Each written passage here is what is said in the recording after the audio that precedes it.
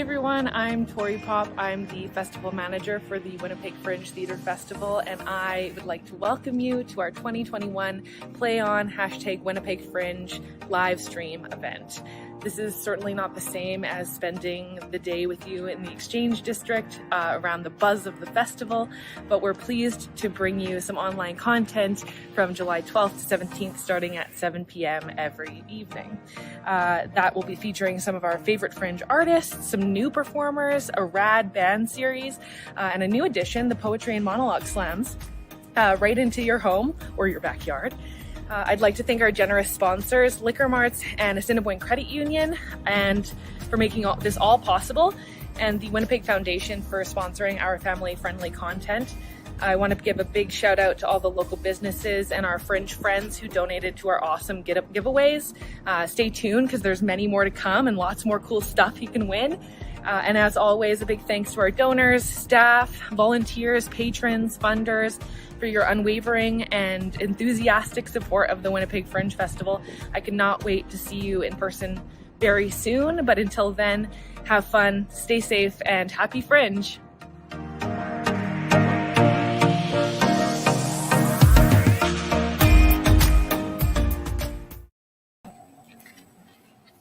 The Winnipeg Fringe Festival is located in Winnipeg on Treaty 1 land, the traditional territory of the Innu, Anishinaabe, and Dakota peoples, and the homeland of the Métis Nation.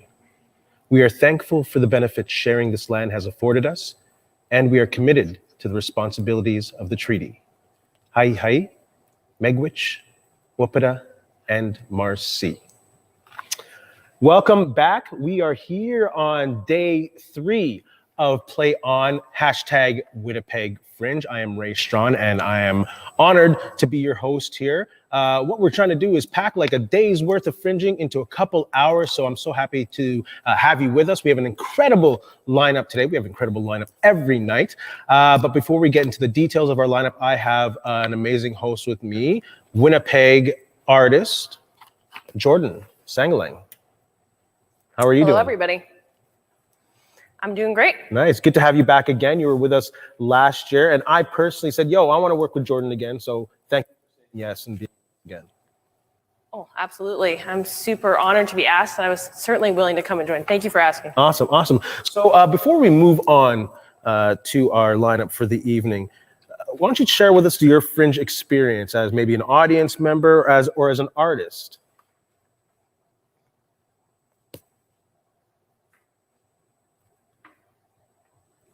Well, last year was the first time that there had been some that wasn't in the Exchange, right?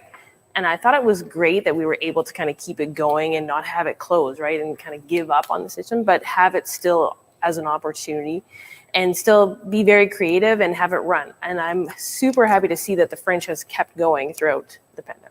Yeah, as artists, we gotta find ways to stay relevant and make sure we make some noise out there so people don't forget about us. So we definitely are happy to have you here joining us on another digital offering. And hopefully next year, we'll be all together partying in the Exchange and Agreed. Celebrating art.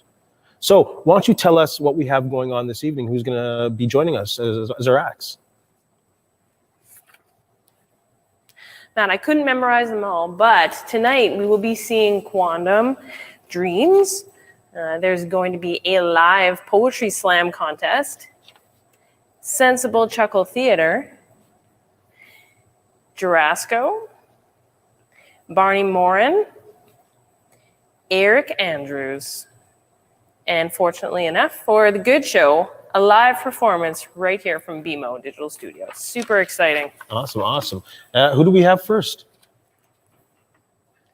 First performance tonight is going to be Meraki Theater Productions, based in here in Winnipeg.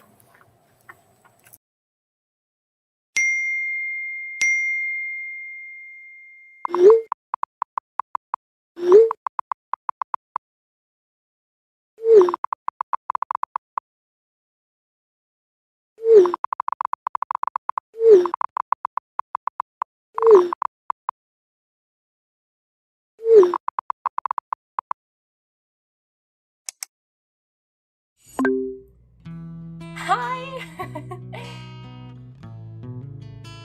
Wait.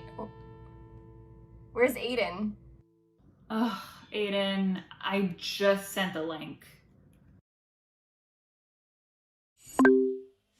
Hey, what up? Oh, I think I'm backwards or upside down or something. Oh, how do I fix this? Do I click this? Just wait. No. What about this? Nope, not that. Ta-da! There you go. Well, hi Aiden. Hi Brett. What's new with you? Oh my gosh, I have so much to tell you. Like, can you believe we're already in middle school? I feel so old. Yeah, for sure. You're so old, Aiden. Wow, it's been a while since I saw you both. Yeah, what has everybody been up to? Well, it's like so much has happened and yet nothing has happened at all. I've been taking extra classes online and I learned French just so I can keep up with you, Hannah. Ooh, c'est très bien. Wow, nothing too much is new with me, except my new puppy. My dad's got me a dog to help keep me company and help me when I'm feeling sad or anxious or lonely. That's amazing, Hannah! So cute! Yeah, I had Vanessa on FaceTime just before this, and they were losing it over the cuteness. Wait, Who's Vanessa? Oh, just a friend. A neighbor. A friend. Hannah? OMG, is this a first crush? I don't know. We get along really well. Wow, wow, wow. Little Hannah's so grown up. A puppy, a crush. What is next? Well, I'm not sure. We'll have to see. What about you, Aiden? What have you been up to? Well, a lot. I started trying a lot of new things because I was so bored. A year and a half of not doing anything is really hard. So I learned karate. I learned how to jump through my own arms. Here, let me show you. Oh, ow! Oh, well, that's still a work in progress. It's really hard. I'm fine, but I'm pretty sure I'm on step 4 out of 10 for cartwheels. I also started a universal messaging signal with my neighbors using a flashlight and a mirror. Oh, and I started my own pandemic business. It is a s'mores themed jewelry, and my bestseller has been Marshmallow du Eden. I've sold at least 4 of them now. But here, ta-da! Oh, you can't see. Oh, there it is. Do you want some? If you want, I could like change the initials into yours. Just let me know. Oh my gosh, Aiden. Well, you've been keeping busy for sure. I would like to learn this flashlight messaging system, actually. I had this idea to mail each other our Adventure Scouts badges and pass them along with little notes and sweet messages. I really can't believe it's been 2 whole years since our last wilderness adventure and finally getting our Adventure Scouts badge. It really was the Adventure Scouts that brought us together. I've missed our quests, but I don't miss getting tangled up with Hannah or losing you, Aiden. Oh or no. the bear. The bear! Oh, the bear. I think I still remember our Adventure Scouts chant. It was so cute. We are dreamers, we are leaders who stand for equality. We are explorers and supporters of love and diversity. We promise to stand up for what is right and what is true. Together we are stronger in our Adventure Scouts crew. Wow, it's like been ages ago. But then again, it feels like it was only yesterday. Time has been passing in such a weird way. Like, sometimes it feels like we've been in this state of stress and anxiety for over a year now. And then sometimes it feels like it's still March of 2020. like time has frozen or something. I totally get what you mean. I've actually been using my planner more than ever. It just gives me a sense of normalcy and helps me feel like I'm a little bit more in control of my day. Plus, I actually had to put the billion thoughts in my head onto paper. Plus, there's stickers. So... Ooh, stickers. Stickers. Oh, I've missed you, Aiden. I really have. Oh, I've missed you both so much, like a lot. I feel like a small piece of me has been missing. Hannah, are you okay? No. I mean, yes. I'm fine. It's okay. Show us your stickers, Brett. Hey, you know you can talk to us, eh? I've been learning how important talking is for my counselor since I've started seeing one last month. It's actually been super helpful for me to talk to someone. We're here for you, Hannah. I guess it's just been really hard. I haven't seen any of my friends in person in over a year, and it's been really hard. My anxiety's been through the roof, and not being able to see you two has been so hard. And it's just hard to keep faith that everything is gonna be okay.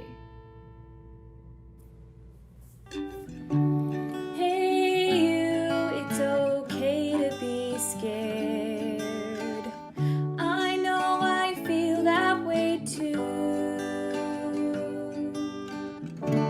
Sometimes there's just too much going on, but hey, know that I'm here for you.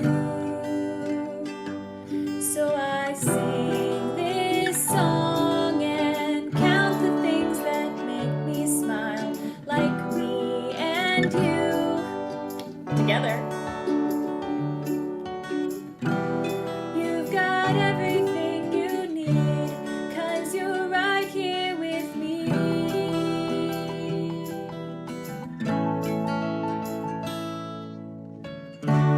Do-do-do, everything will be okay now. Do-do-do, do-do-do. We can make this world our own. Do-do-do, do-do-do. Think of all the fun we'll have now. Do-do-do, do-do-do. Hey you, it's alright to be unsure. It's part of life to explore. Sometimes things unfold and we learn, and you'll see I've got you, you've got me. And so let's sing this song and count the things that make us smile, like me and you together. I've got everything I need, 'cause you're right here with me.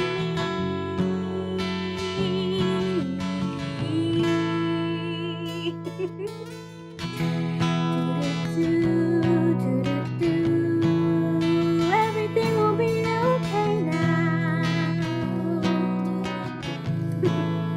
We can make this world our own. Do-do-do, just think of all the fun we'll have now. As long as I'm here, you're not alone. See, Hannah, we're here for you. Literally, whenever you need. We're here to support you and we love you. Yeah, Hannah, you can always lean on us. We've got your back.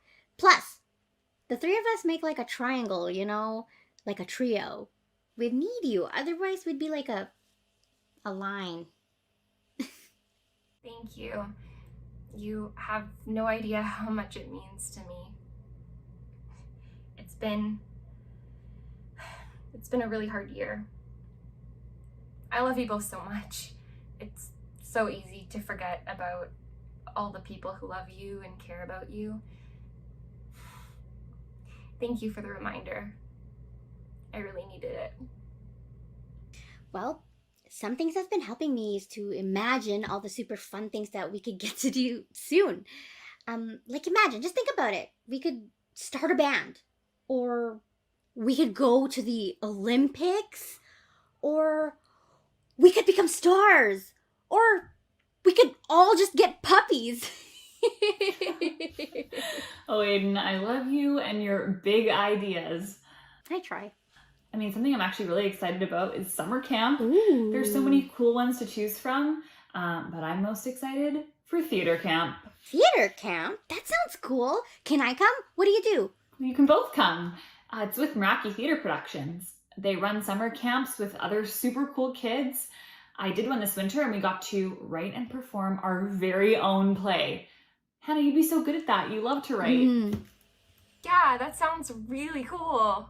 I'll ask my dads. Yeah, I do it every summer, and it's so nice to be around other people who are loving and who love to sing as much as me. Okay, well, let's make a deal. For now, we will do Zoom meetings like once a week, and then as soon as things open back up again, we will go to theater camp. Deal. I've missed you both so much. And it gives me hope to think about all of the exciting things that are headed our way.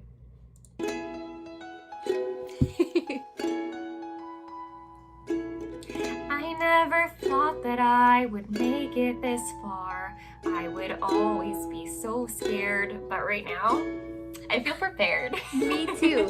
I never thought that I would even survive this year, but hey, I've got some plans. I've got my friends, the best I've had. I always thought I didn't need anyone, but I was wrong, 'cause there's you, and together we are strong.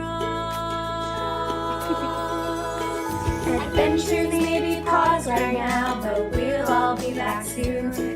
At least we're not alone, 'cause you've got me and I've got you. We get tangled up sometimes, but we'll always make it through. We're pandemic scouts. We're adventure scouts. All together. We're adventure scouts.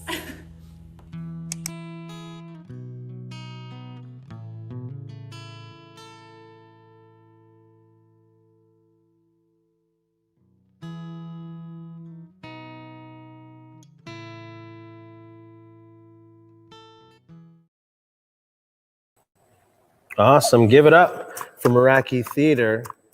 Mini Quest, excellent job. Local company. Call to action. Don't forget to be involved, interact with us. We can see your comments here on YouTube and on Facebook. Don't forget to smash the like button. Give us a thumbs up. Give us a heart. Show us out that you're out there. Let's actually give this comment. I still got to figure out how to use this monitor and use the camera. I'm all on Zoom meeting mode, so I keep looking at this thing like I'm interacting with Jordan, but I can actually look here and here. So any which way, let's use that comment section there. I want you to know, or I want you to tell me, what is your favorite Fringe show ever? Give us some comments. From all the Fringe shows that you've seen, do you have a favorite Fringe show that you might have seen? And not just in Winnipeg, or anytime you've taken in the Fringe. Can you think of one that you're like, yeah, I totally remember that one? One. Man, I know there's one. I can't remember the name of it. What was it?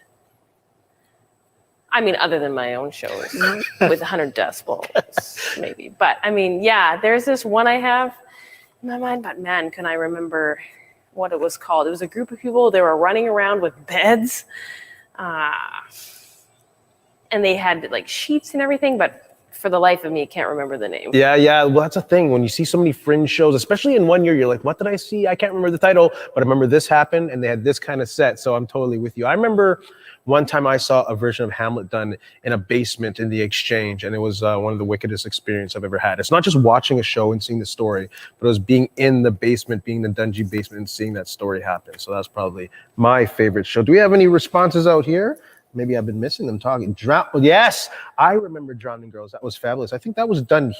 Was it done here at the warehouse? Does anyone remember that? Yes, it was. Look at that. I remember that. It was done right here in the warehouse. And we also have Huff by Cliff Cardinal. Solid show. What else do we have here? You know, Hamlet as Told on the Streets. That's the one that I saw. That is the one that I saw in the basement. Shout out to that. Yes, Hamlet as Told on the Streets. Thank you, Teresa. Thanks for joining in again. Oh yes, Josephine Baker. I saw that at MTC main stage. Amazing show and an amazing performer. She could sing, dance, act as one of the most phenomenal shows I've seen. I believe she came twice, did the show again, and sold out again. It was a phenomenal show. Thank you for sharing your thoughts, and also thank you to Liquor Mart. They've been one of our long-time sponsors, and we appreciate their support.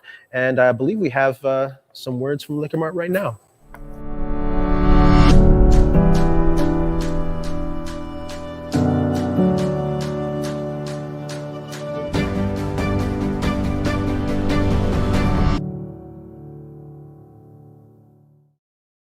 All right, thank you, Liquor Marts, for being with us. And Liquor Marts has supplied an amazing prize package that some of y'all are already putting your hashtags in for, and I'll get to that in a second. But our prize package is, check this out, we have a cooler. Oh, nice. Yeah, $100 gift certificate to Liquor Mart.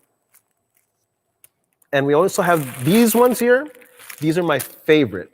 What these are is like they're rainbow rubber circle things, and you put them around your bottle or your glass so you don't mix them up post-COVID. Nice. Yeah, we don't share glasses no more. I don't get seconds on anyone's drink, never mind that.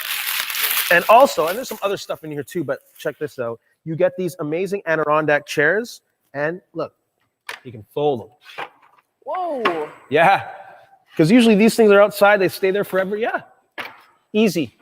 Oh yeah, easy. super easy. So this is an amazing prize pack from Liquor Mart. So what you guys can do is in the chat, in the comment there, put up play on feet up, hashtag play on feet up, and you will be eligible to win this amazing prize package from Liquor Mart. And also don't forget to check out winnipegfringe.com for our daily schedule. You can check out who's here every day, the bands, our performers, and you can also see the kids shows that are on during the day as well. We have a kids version hosted by the legendary Captain Brigido show. So check that out. And don't forget to also check out the 50-50 draw going on. We have a 50-50 draw on winnipegfringe.com. And right now, I think the pot is at 6,700. Ooh, Yeah. there it is. You get half of that. What would you do? What was the first fun thing you do if you won $3,500? First clean, fun thing you do with $3,500.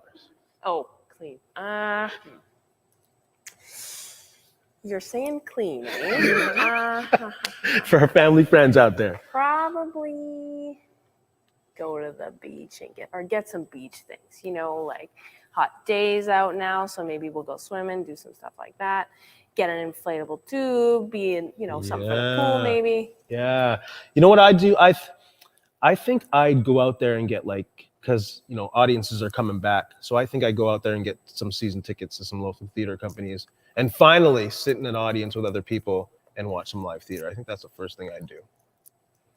Oh, good point. Yeah. Even better. Yeah, Even bang better. for your buck with theater. So I think that's the first thing I'd do. So who do we have next? Who do we have next on our lineup?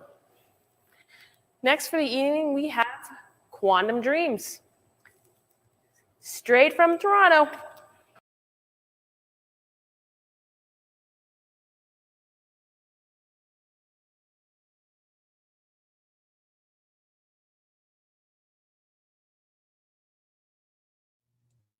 I can't say that I would decorate this place like this if I had the choice. I guess so. I mean, I think I would cover it in all sorts of colors, That's true, I guess. I just feel like it's just like a lot. I feel like if they took down some things and like replaced them with maybe like some meats, you could string up some sausages, like festive sort of garlands, along the walls. Yes, yes. You can have strips of bacon. You can stick them on the walls like wallpaper. Yes, and then you can just like lick them whenever you need a little something. Yeah, anytime. Literally anytime. Yes, why has no one thought of this before? I could also envision a big, fat ham centerpiece. Oh, yes, that is taste. And tasteful. It would be fabulous. Are you new here? I think they're gone for good.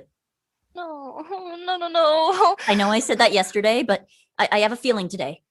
Today's the day. Yeah. Yeah. We're gonna have to be orphans. I'll take care of you, I guess. I mean, what, do you know how to... You know how to hunt, right? Like, Yeah. I'm really good. I'm really, really good. really? Yeah, the When other did you day hunt? I almost caught a bird. It was in a tree in the other yard, but I almost caught it. I swear I almost caught it, and I barked at it, and it tweeted as well. So it knew I was coming. Oh, okay. So then, I mean, that's one thing. We can almost get birds, but is the point of hunting to have the bird notice you? I have no idea. Do you think? No. Thinking's hard to do. Are you new here? I feel like I should be, Mhm. like the dog of this house. And I just Oh, feel but- like there's like two dogs in this house, and it's like, oh my God. Yeah, it is like kind of awkward sometimes. I'm like woof, and you're also like woof.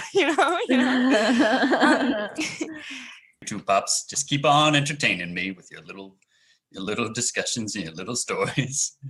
Are you new here? I've never seen you in my life. I knew here. I've been here the whole darn time. All right, I've been watching. All right, I was bolted to this ground nigh on 20 years ago. I'm sorry, you're watching us? Well, I mean, Oh you're on the my same- god! I mean, I feel understand. I'm very unsafe. interested. Listen. Hey, things get dull around here until you two showed up. All right, I used to just watch my back, like not in a suspicious way, but in more of a entertaining spots way. So once you guys showed up, I was all in. I was like, ooh, check this out. Check out these two. What kind of shenanigans they're gonna get up today? Like, if you were watching us, do you have like a favorite dog? Tough question. I'm gonna have to say, Chloe. Yeah, that makes sense. She's my favorite too. I'm my favorite too. I think you're fabulous. I hate that lamp. I want to knock it over every day. Yeah, that lamp is the villain. I can't stand it. I know. Seriously, the whole time, real creepy like. I do have to admit, sometimes I think it's like a head, and so I just start going. I could really use some space around here. Some space. You know, you got to get used to being by yourself, even though you might have each other, but one of you might exit the room. What do you do then? You know, you got to get used to that feeling of not seeing each other. That's all well and good for you because no one cares about you, but I am a social butterfly. Oh, I didn't mean. Okay, that. I think she did mean it. She often means these cruel things. I mean, that's just like something you have to know about. Like a little dagger in my ankle. Yeah, those ankles. If someone's not looking at me, then it's like, how do I even exist? I kind of, if someone isn't praising me and if someone isn't telling me that I am a good girl, I'm going to go crazy. I can tell you're a good girl, Chloe. It doesn't mean anything coming from you. I want it from a human. I'm sorry, Miley. That was... It's fine. Right. It was fabulous. Are you new here? Sometimes like I see one of those like feathery bits from out of the corner of my eye and I'm like, is that a bird? And then it's not a bird, so I'm not like really interested anymore. It's like he has lifeless eyes. It's like they're little, just, you look like you're right through them to a nothingness. I've seen some shit. I don't want to judge too hard. I mean, he's clearly a troubled soul, but I'm fabulous.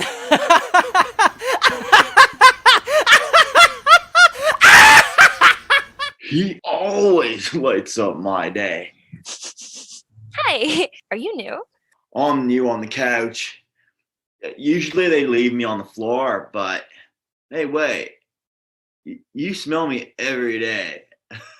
Okay. Very cool. Very cool. Yeah. This is a stupid ball. I hate this ball. It's broken. I can't move it. That part of it doesn't work. I miss the floor. I kind of like the ball. I'm gonna sit next to it. Are you sure? Yes. Okay, it's just like I don't trust this ball. It doesn't work how a ball should work. I'm not a ball for dogs to play with. I'm a ball for humans to play with, all right? You must have seen them lifting me when they watch movies. Huh? Come on, open your freaking eyeballs. I think movies really need to have more birds. Someone should tell humans that. Oh, I saw this one. It had so many birds in it. I think it was just pretty much an all bird movie. My heart fluttered. Took me back to the old days, you know? Just sitting in that storefront window, looking outside, a lot of pigeons. That movie, it touched me. It touched me hard. It made me feel something flutter in my hardwood shell of a body. There should only be movies about food, birds, cars, and maybe just like a movie where it's just one actor and the man is just like looking in a screen and he's just going, very good girl, very good. I think that would do really well. I could do well as a movie star. What would you act in? I think I would run around the park and my fur would look all silky and shiny. And also I would bark a bit. Not too much, just a bit. Oh, you can never bark too much. Barking is fabulous. I feel like humans just kind of make movies about things that aren't important. I see them smishing their faces together sometime. I'm like, what's the point of that? It's just, you know, or sometimes they get in their like little metal things and they chase each other and then they throw stuff at each other. Two of the humans, they're mushing their face together right now, and it's like maybe there's food in the other person's mouth that they're trying to get out. I do not think so, because there is not enough tongue if they're going to have an adequate snack. Yeah, they don't even know how to get food out of a mouth. They should be watching the birds. The birds are always putting foods in and out of each other's mouths. It's great. They understand. A story with a beginning, a middle, and an end. I think the door is opening. Quick, to the door, to the door.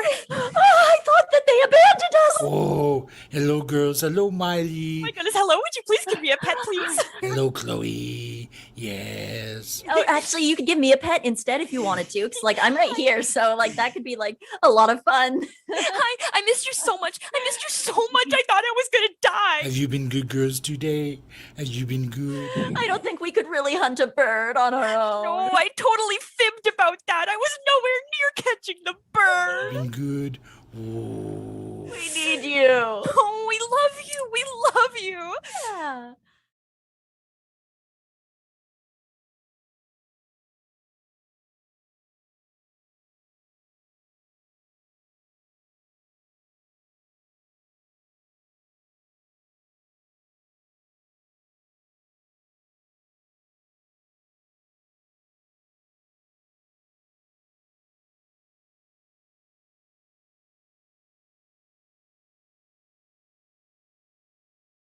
"20 years here, and he's never spoken to me once."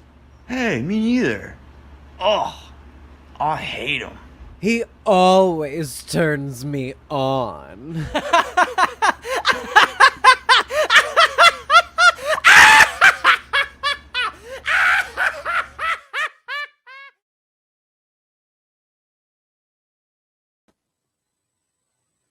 Quantum Dreams. Give us some clap hands emojis. Don't forget to smash the like button, smash the love button. If you're on YouTube, don't forget to subscribe to our channel. Also give us a like out there. And don't forget to keep commenting and keep hashtagging, hashtag WPG Fringe. Show us what you're doing at home. Show us your little patio setup, your little fringe setup during the week. Show us some love on social media and Instagram, hashtag WPG Fringe. Now, we're here for the Poetry Slam. We have 5 amazing artists who have their own original pieces from 2 to 3 minutes long. And you will be able to score their poetry, and we'll give you 30 seconds to make your score. There will be a Poll Everywhere link that will be in the chat. And after everyone's performance, we will reveal the scores for each performer. And the folks with the 2 highest scores will be at our live finale on July 17th, where they will perform their piece and they will have a chance to win up to $500. So we're going to test out the Poll Everywhere questionnaire. And today, on a scale of 1 to 10, be ready for it. We want to know, how much do you miss food trucks? So make sure you look in the comment section. You'll see a link to the Poll Everywhere. And on a scale of 1 to 10, how much do you miss food trucks? Your 30 seconds begins now.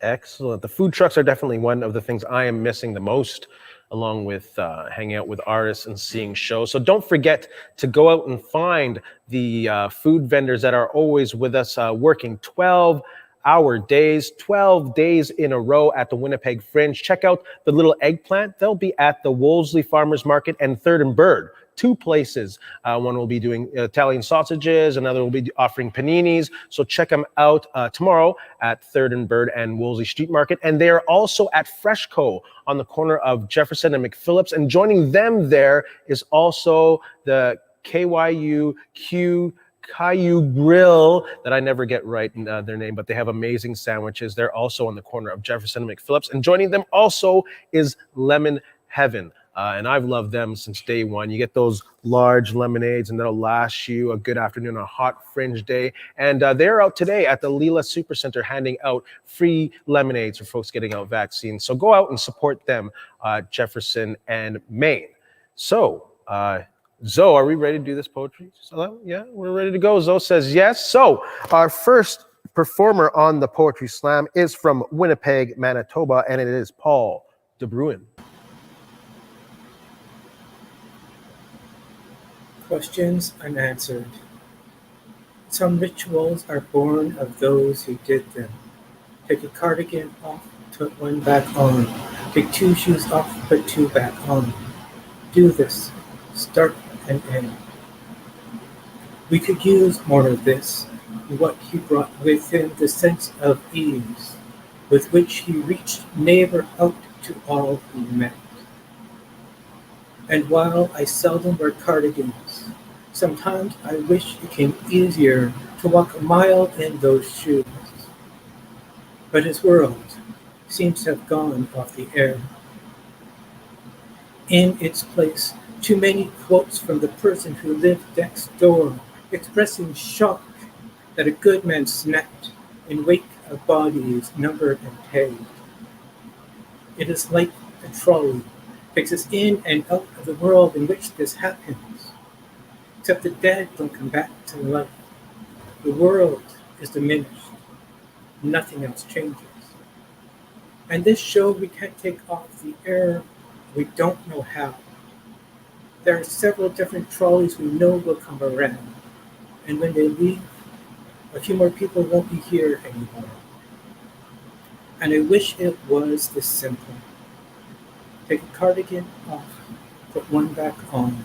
Take 2 shoes off, put 2 back on. And everyone that you met was your neighbor. And you would never hurt them, would help them to succeed. But we have never had this. Whatever the way from here to there is, we have never had this.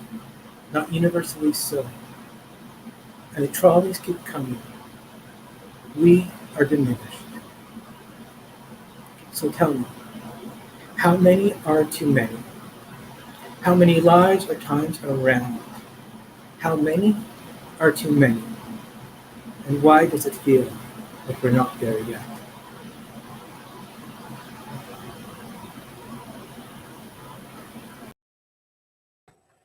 All right, you can now vote and look for the Poll Everywhere link in your chat, and your 30 seconds begins now.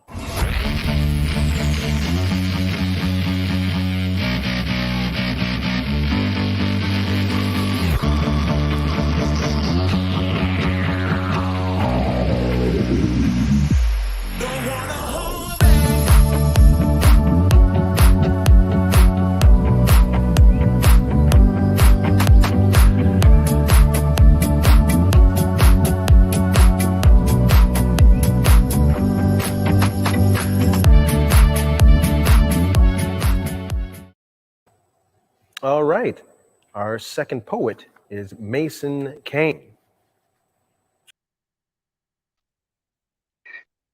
My name is Mason Canna. This poem is called Can We Take a Moment? But before we get started, there are some trigger warnings. Issues regarding religious inaction and actions taken by elected officials. Homophobic viewpoints, not mine. Privileged decisions by elected officials leading to further social injustices. And anti-mask and anti-vaccine viewpoints. Can we take a moment to think about some of the worst things that have come to light into this pandemic spotlight? It isn't the lack of physical contact or the non-existence of gatherings. It isn't the requirement to wear masks in places to protect when we did go out. In my eyes, the worst part of this life-changing situation are those people who feel the need to fight back, supporting arguments based on the fact that COVID-19 doesn't actually exist. The downplaying of this pandemic is the biggest threat that we face on a daily basis. Second to that are those who claim the vaccines will kill you outright. I'm 2 shots in, I'm doing just fine. Can we take a moment to acknowledge the crusade of those freedom fighters that traveled across Canada promoting the scamdemic in order to lay claim to their freedom? They are their own worst enemies. And what is worse is that their actions undermined the ideas that were actually helping us, causing the need for further and increased restrictions, but the wool-clad wolves still had them convinced that they were heroes, calling us sheep as they ran towards the cliff. Can we take a moment to acknowledge that the biggest group that is hell-bent on reconciling our sins is ever so silent about the atrocities upon stolen lands which they were so very responsible? The wool is wrapped so tightly around their eyes, masked under the disguise of personal salvation, that they can't see the path their blind, silent actions are taking them spiraling down, and that the biggest need for the practice of gay conversion therapy was cultural customs often stemming from religious views, where one could be beaten for not being straight, and that these actions weren't deemed crimes in Canada until March 2020. And there were also over 50 MPs who fought the abolishing bill. Can we take a moment to see the truth that if churches were taxed like businesses, there may not be as many churches, but that's not a bad thing. And also, I'll just say this, Matthew 6:1-6. For those who think that Springs and the other churches aren't flouting public health restrictions against the words of their own God. Can we take a moment to acknowledge that we are out in the world more than ever before, with most of us only having parks and public spaces to meet? Clean up your trash, leave nothing behind, but the increase in crowds will lead us to find trash where only nature belongs. The reality is that we betrayed nature's trust. We brought ourselves to a false sense of security, thinking that we'd be off this planet before we drove our industry to make it unlivable, that our children would carry us to habitable planets beyond our stars, but instead, we are closer to a chaotic, ruined, dystopian world where the simplest resources, like clean water, will become more valuable than the most precious metals or finest gemstones. Can we take a moment for those who will work to make a difference or die trying? Can we give their lives a meaning before we lose sight of the need to make the changes that will succeed in saving us from ourselves by not building new luxury living spaces while there are people living in the city's bus shacks, or by not paying police officers under investigation for any crime, regardless of how long it takes the justice system to prove their innocence? United we stand, divided we fall. Can we take a moment to stop fighting amongst our own and realize that we can't win if we don't actually try? Can we please just take a moment?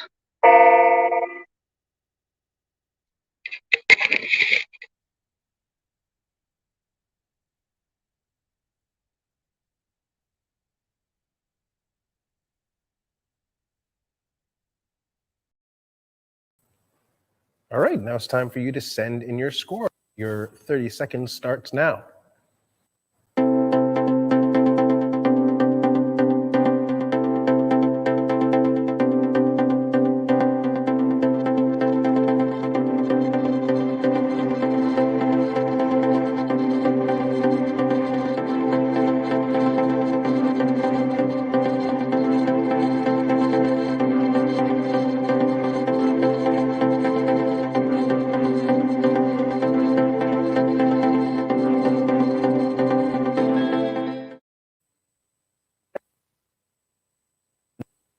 And a no.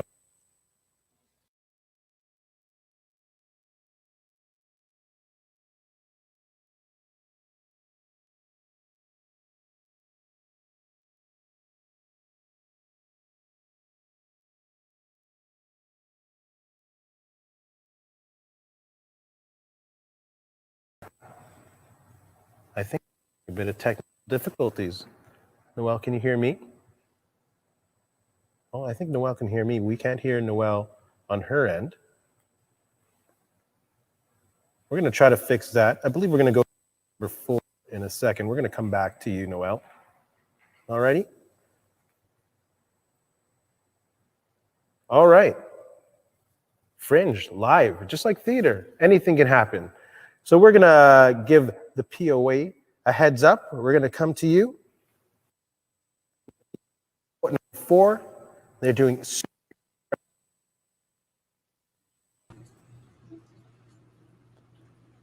We idolize fictitious messiahs and fraudulent gods from pulp pages. We call them super. We call them heroes, but are they real? No. Just the meanderings of overactive imaginations that never dug deep enough to discover the private and personal crime fighters of everyday life. So turn the page, close the book, put it down. All the superheroes are dead. They don't have beating hearts. They never existed to begin with, but heroes, everyday heroes, are alive and all around us. Not as Peter Parkers or Clark Kents. They don't wear red capes. They sport blue collars and go by names like Mother. My mother wasn't Wonder Woman, but that's not to say that she wasn't a wondrous woman. She was no daredevil, no man without fear. She was no X-Man, but X marked the spot of my heart. She loved me. She didn't need X-ray vision to see my world was in trouble. The X factor was that she prepared me for my alpha flight, lassoed me with truth, and raised me to be a Wolverine. Without that ability to heal myself, I was just Logan. But she gave me claws and super strength to believe in the abilities I possess, no matter how regular or Doctor Strange they may be. See, superheroes can't tuck you in at night. Can't wipe cold sweat from the creased brows of children who fear their dreams. With great power comes great responsibility. Mothers don't just give us our name or submarine us in their thoughts when they know the mystique of the juggernauts and the marvels of this adamantium gambit. They know that villains exist. And in black suits, they spread their venom to create carnage. Doomsday to a Superman who isn't coming back, the bane of our existence, and this is our nightfall. These Mr. Sinisters and Doctors of Doom use cloak and dagger techniques to create their vision of black widows, red skulls, and green goblins with scorpion tails that scream from between the panels, just sentinels and new warriors for their Deadpool. Our parents never changed clothes in phone booths. We put our lights in the dark night sky for them, and they arrived like thunder every time and saved us before the Flash could, fast. Before our summer blockbuster could cross over into just another clone saga. See, we need our Aunt May's, Mary Jane's, Betty Brant's, Lois Lane's, Pa Kent's, Uncle Ben's, J. Jonah Jameson's, Pepper Potts, Betsy Ross. I could keep going. There's lots. Alfred, Commissioner Gordon, Superman's pal, Jimmy Olsen, Gwen Stacy, Liz Osborne. It all gets kind of boring, and they may not be fantastic. But when you feel like an invisible thing, they will light up like a human torch, stretch their arms around you, and it's clobbering time for anyone in their way. So don't expect me to wait on a savior with radioactive DNA, and I will not rest what rogue hope is left on a fictional phoenix rising from the gray, or a storm of jubilance from the abyss. These figments of overblown, exaggerated imagination can't carry the incredible bulk of the iron fist of indifference in this world. But my motherfucking could. See, we don't need make-believe superpowers to help us heal. We just need to believe that ordinary people can do extraordinary things.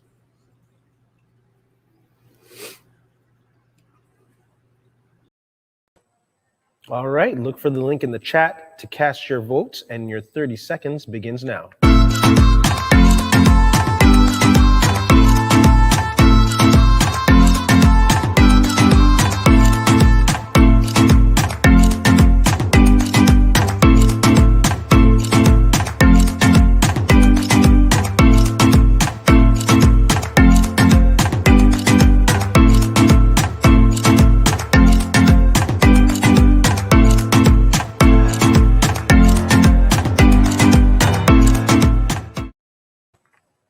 All right, we're going to bring back Noelle Dandino. I can hear you. All right, Noelle. Can you hear me now? Yeah, the screen's yours. All right. So my name is Noelle Dandino, and my poem is called A Call for Reform. But before I go into it, I just want to say that this poem is dedicated and written in honor and respect to the 1,700 plus lost to residential schools and all lost to genocide. My deepest condolences go out to those, the families, and many others. There needs to be a change.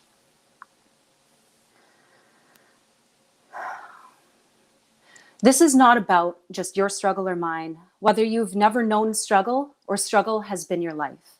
So many have come to forget that we in fact are one, and that if we cut us all open, we all bleed the same color blood.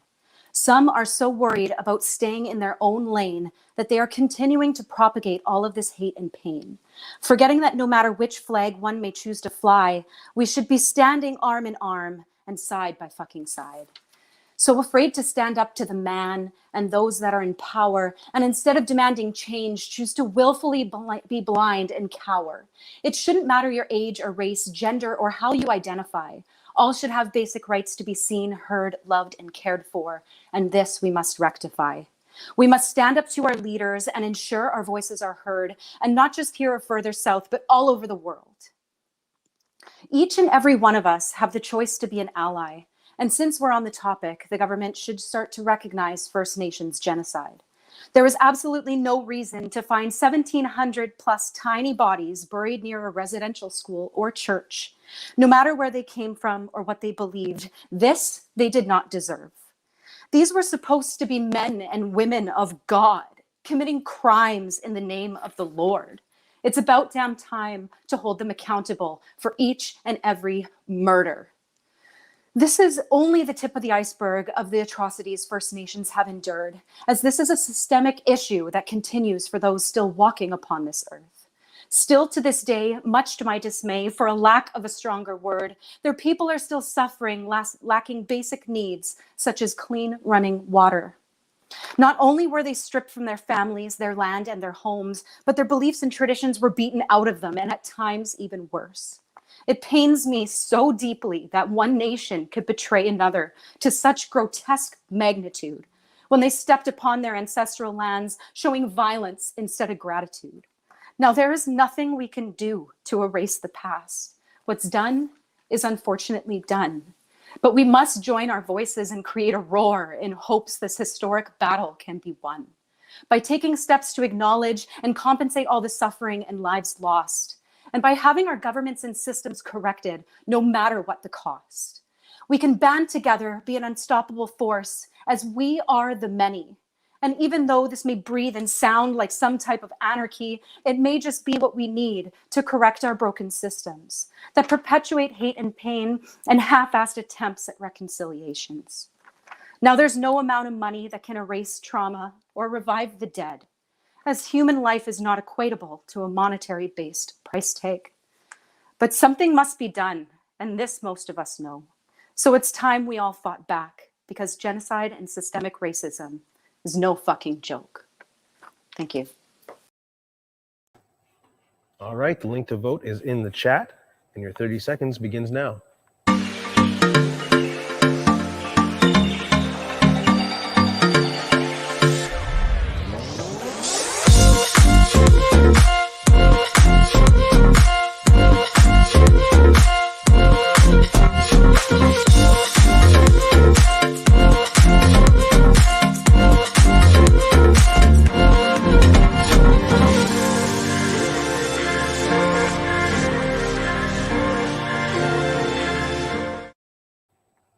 All right, and poet number 5, Lori Fisher.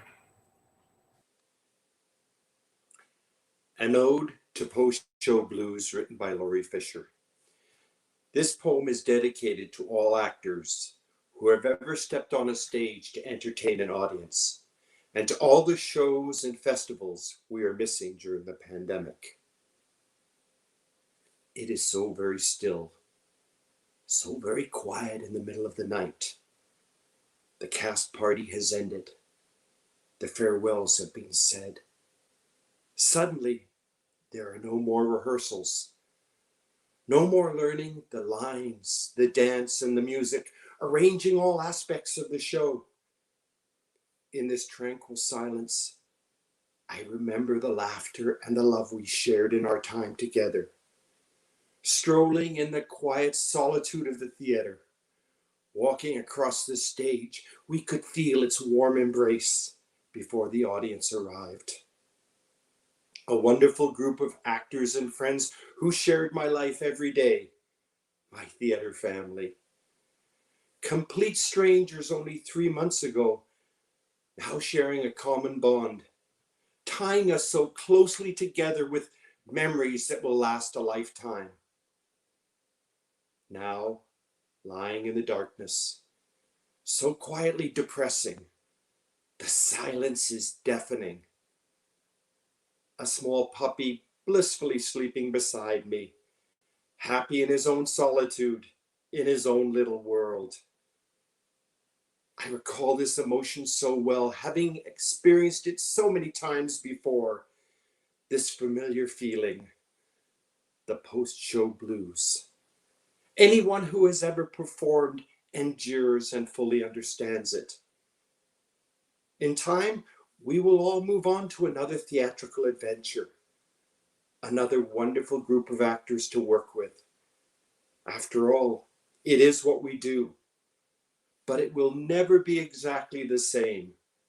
This close-knit group of people, the camaraderie, the creative process, the music, and the dance.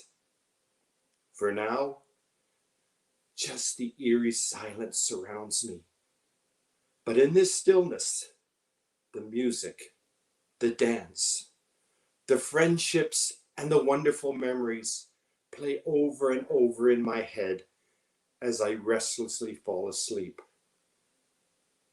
Thank you for the music and the dance. Thank you for the laughter. Thank you for the friendship. Thank you for the wonderful memories to last a lifetime.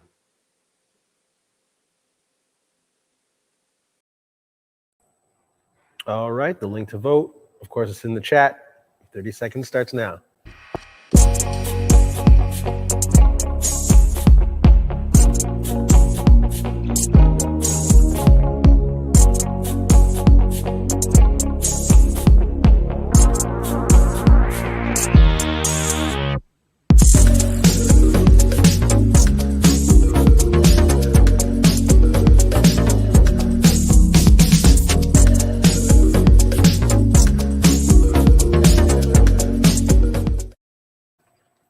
All right, thank you very much. We need to tally up the scores here. Again on July 17th for the finale. So I got Jordan with me. We're going to do a little chatting. And live theater, how much do you miss audiences? Oh, a lot. Just with being in a live theater, you get to see the people, the energy really feeds the performance. You get to react to it. It's very inspiring. But now with everything going digital, I mean, it's you try to get your inspiration from the chat. It's just not the same as having the people there with you in the room. Yeah, you mentioned digital content, and you were lucky enough earlier on this year to be a part of Tiny Play's Big Ideas with the Royal Manitoba Theatre Centre. Now, can you tell me, what play that you did, how you came about that play, who wrote the play, what inspired you, and the process of rehearsing and doing a digital piece of theater rather than live? Yeah, so the process for that one, there was actually no written script because it was completely in American Sign Language. So in terms of the inspiration, I have 2 deaf children. They're infants. So being a parent of deaf kids, and it kind of inspired me to think about how I am going to be a father to them. So that was the inspiration of this show. I worked with the director, trying to figure out what that script should all entail, and then kind of changing that. Really, it was a bit of a journey, right? So journey as a deaf parent and having a deaf child and what that looks like, how you grow up together. And it was a wonderful experience for me to be involved in that. And how about performing in front of a live audience versus doing the piece of theater for cameras? How was that different for you?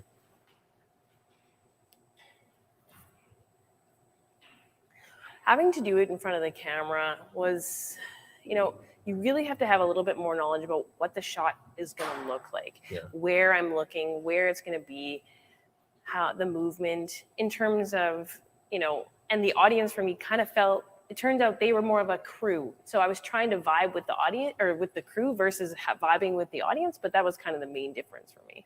Awesome. So we did a question earlier on. We wanted to test out the scale and the math on that. We asked the audience on a scale of 1 to 10, how much do you miss the food trucks, who are a vital part of our festival? And I believe we have those results. 7. That's pretty high. I miss food. I'd probably give it about a 9.7. And that's what y'all got to start doing. Stop doing these flat scores. 6, 5, 7, 9. Let's put decimal points so we can really feel how you feel about them food trucks. Or 7.9. Yeah, something like that. 7.0 is still very good for the food trucks. And don't forget to check them out. Look for them on social media. Check them out on Instagram, Little Eggplant, Lemon Heaven, and KYU Grill. Get out there and support them. Zoe, do we have the scores all ready to go for the poets in a bit? So, what other theater have you worked on during the pandemic or going into the pandemic?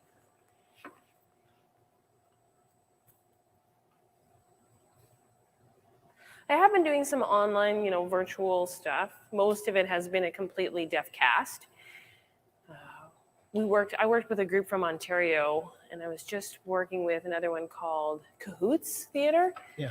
And so, that was one of the most recent ones. Awesome. And we do have the results in. So, let's sit properly, leaning on my chair like I'm lounging. Poetry Slam results. We got the POE and Noel Dandino. All right. Give everyone a round of applause. Some amazing performances out there. Amazing poets out there. It's a great thing to have a poetry slam. We don't usually get to see that too often. Never mind just Fringe in the city. No, for sure not. Hopefully we get more of that going. Definitely. Right on. So next up, who do we have?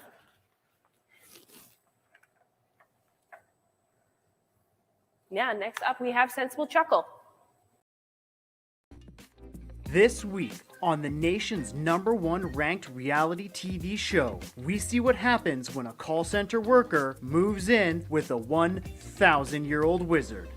This is Rough Roommates.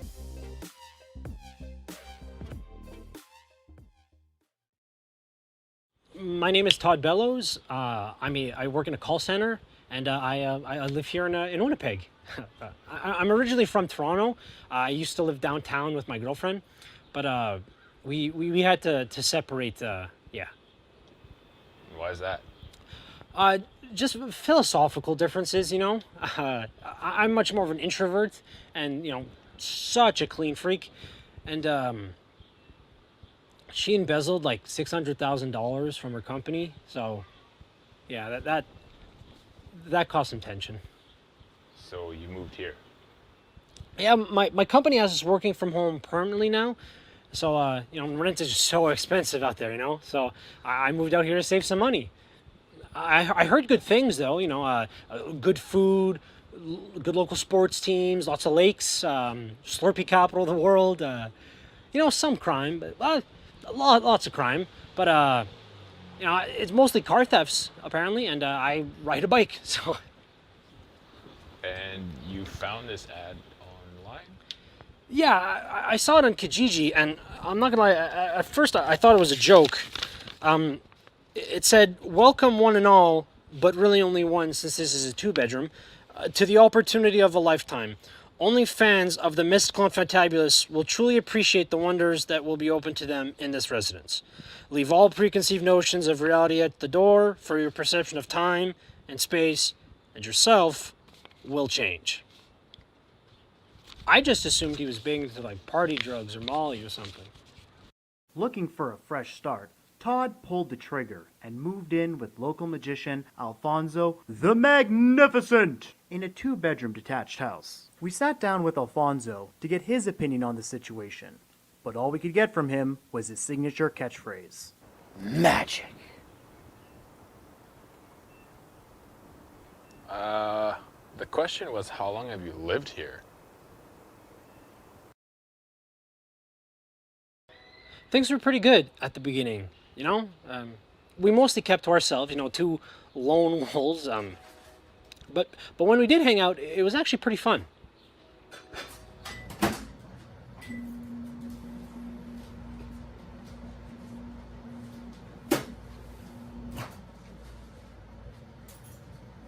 Where's my food? Yay! Match. Very cool. All right. All right. Cool. Sure, I did have to humor him, you know, a lot. It was all kind of goofy when you think about it, but it helped keep things light, you know? Until the incident. So, he has this special trick where he goes into one like ordinary cardboard box, and then a few seconds later, he magically reappears in the other. He calls it the moving wonder boxes. It's actually incredible, and he's been practicing it forever. I still can't figure out how he does it, and he even got me to be his assistant a few times. I will admit, I was not great, but it was fun. So, what was the incident? Well, I got home from the grocery store one day, and all the boxes were just in the middle of the living room, you know, taking up space. I had some stuff to put away, so I just moved the boxes over to the side of the room. I didn't think they were being used, you know, right? So I happened to stack some stuff on top of the boxes, and I kind of forgot about it. Turns out, Alfonso likes to meditate in the boxes, you know, to help him with his, as he calls it, debilitating claustrophobia. So that's why the boxes were there in the middle of the room, and that's why he set a timer. So when I stacked up the boxes and I put a bunch of stuff on them, and then I turned off the timer, he kind of got stuck. How long was he in there? Like 3 days. But no, I swear, I did not know he was in there. I honestly thought he was on a vacation or something, or he had taken a class on card tricks. I did not think he was stuck in one of the boxes. What happened when he got out? Well, he was mad. Understandably so, you know. I used to get mad when my girlfriend would lock me out of the office for her business meetings, you know. So I get it. But he was very mad. He started throwing around some very heavy accusations about me, you know, about why I moved out here and how I'm such a loser and why I take such long showers, and it was not nice.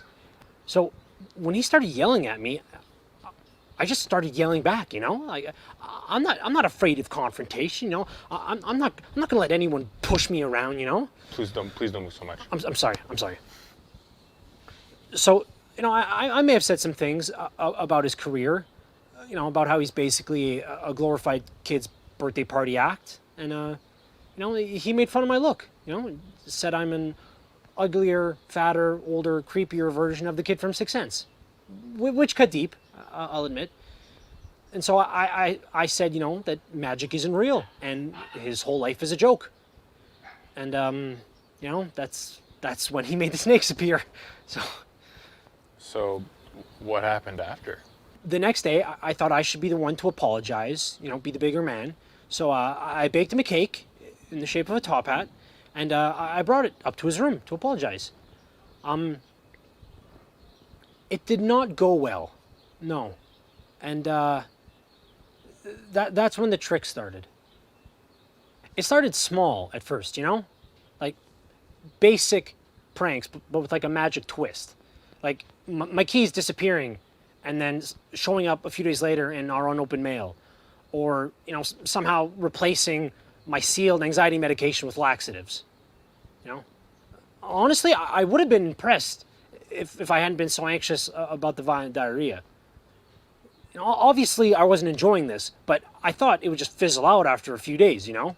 But no, it only got worse. He wasn't stopping, you know, and I couldn't figure out how he was doing any of these tricks. And they were starting to get clever and clever, you know, like he kept upper deckering my toilet. Okay, I know that one's not clever, but he got it in there every day without fail. I couldn't. So I decided to get some revenge. What did you do? So Alfonso loves his morning routine of coffee and toast, right? So I thought this was pretty clever. I replaced his salted butter with unsalted vegan butter. Hilarious, right? Did he notice? Oh, he noticed. Turns out this particular brand of vegan butter uses coconut oil instead of vegetable oil. And Alfonso happens to have a kind of incredibly severe nut allergy. So there were some medical issues that followed the prank, but I swiftly and calmly handled it. So, all good. But look, I know what I did was wrong, and I know I almost kind of killed him twice, but Alfonso won't admit that he's done wrong either. He has to own up for his part in this, before one of his tricks, goes wrong. Or, you accidentally kill him. That too.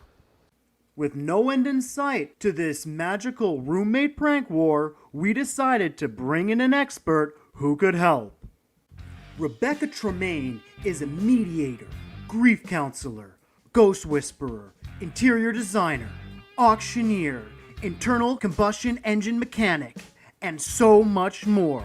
And also a frequent guest on this channel because she gets results. If you have a conflict that can't be solved, or an old family heirloom that just can't be sold, I'm your gal. Also, I do small engine repair. Okay, so we're sitting in the backyard because this is where you two have worked together on your magic act. So I feel this is a perfect place to work together on some healing. Yeah. Now, the studio gave me the bullet points, as the kids say. But I want to hear directly from you two. What's causing all the tension here? Well, I guess I'll start us off. My name is Todd Bellows. I'm a call center worker, and I moved here from Toronto. You see, me and my ex-girlfriend and I, we had to break up because of philosophical... No context needed. We already saw all of that. Just need to know what exactly the issue is here. Straight to the point. He keeps torturing me, and I keep almost killing him. Yeah, I think I'm gonna need a little more context. Alfonso, did you want to add anything? Magic. Okay, magic. Yes, let's talk about magic. Todd, how does Alfonso's magic make you feel? Terrorized. Okay, strong word, but let's try to move forward. Alfonso, how does Todd feeling terrorized make you feel? Oh, you know what? You put me in a straitjacket while I slept, and you left me there. I could have died. How was I supposed to get out of that thing or go to the bathroom? Magic? Well, real original. And where do you keep getting this stuff? It goes everywhere, and it's so hard to clean. Fellas, let's bring it back to a neutral ground. Let's sing the sharing song I taught you before we started here. Come on, let's go. Sharing time means caring time, which means we all grow together. See? You learned that quick. One line. Still, I'm impressed. I think there's hope for you two yet. I think we can move on to our next activity. Now, how this works is that I've given you both a list of words, and you had to draw what that word makes you feel. Now we're going to look at your drawings, and we're going to see how we can move forward. Now the first word was house. Todd, why don't you show us your drawing? Oh, Oh, that's nice. Very nice and safe looking. I like that. Alfonso? Wow, that is an excellent drawing of Hugh Laurie in his Emmy Award-winning role of House. That is incredible. You even got all the wrinkles right and everything. Magic. Okay, well, our next word is friend. Todd, why don't you show us what you drew?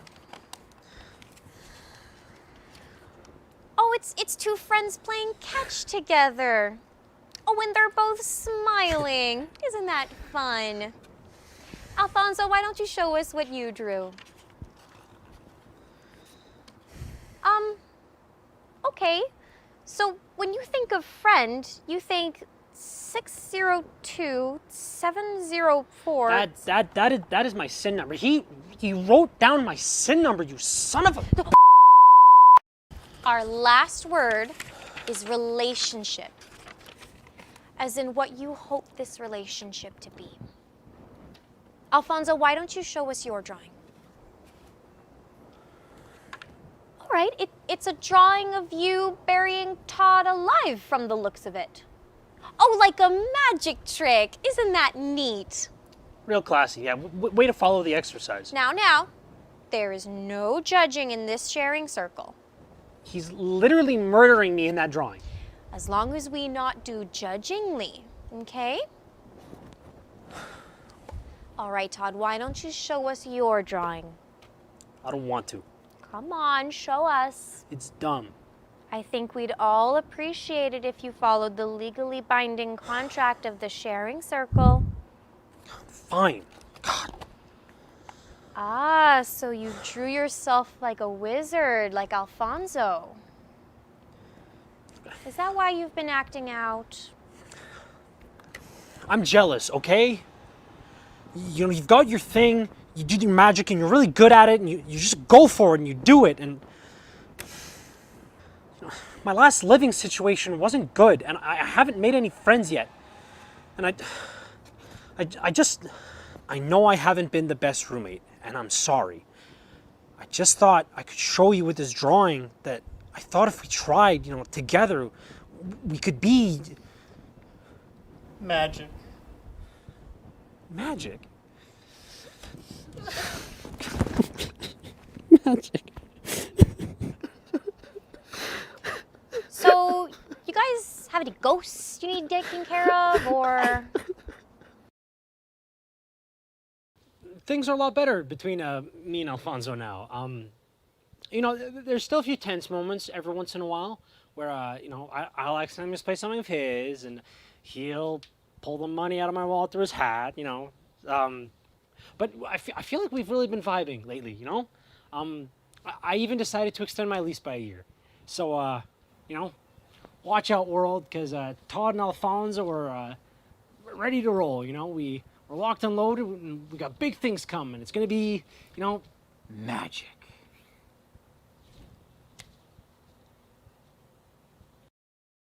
Coming up next, sailing the high seas sure sounds fun, but what happens when all your plundered booty gets audited? Yar, the CRA do be screwing us with these capital gains tax. Find out what happens next on 21st Century Pirates.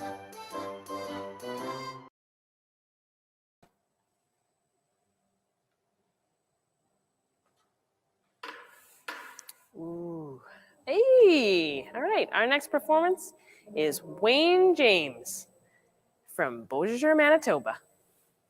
Nice. Hi there.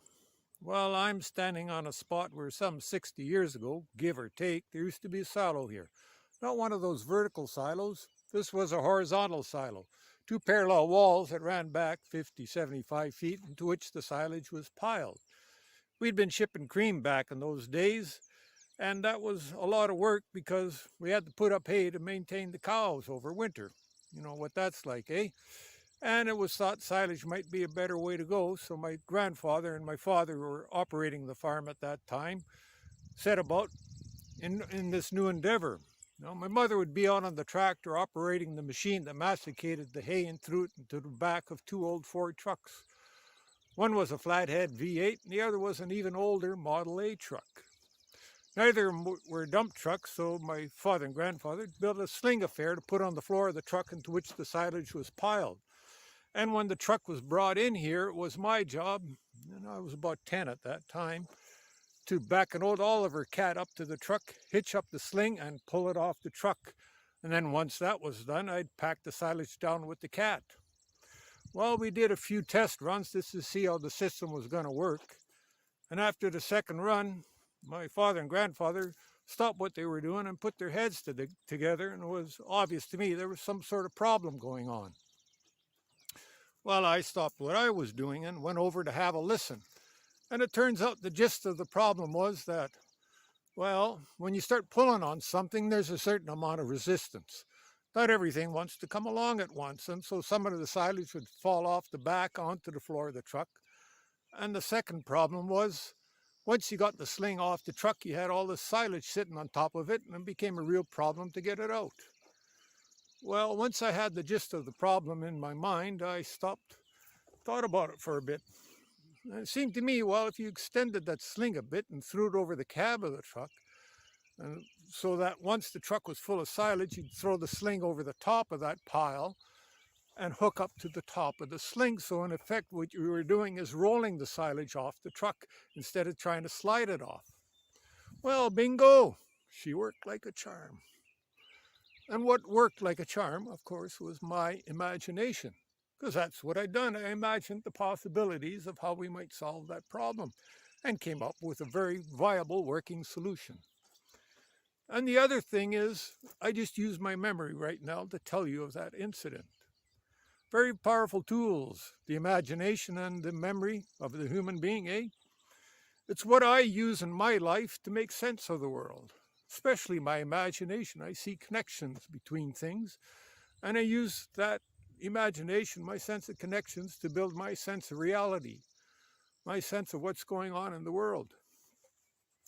And memory, as I say, very powerful. If I think about it for a moment, I can still hear my mother's voice in my head, even though she's been gone for a couple decades now. Amazing.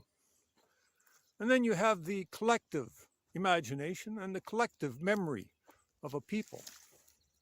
This is an even more powerful force, possibly the most powerful force on this planet. And it seems to me that the world is the way it is because that's the way we, us human beings, have built it.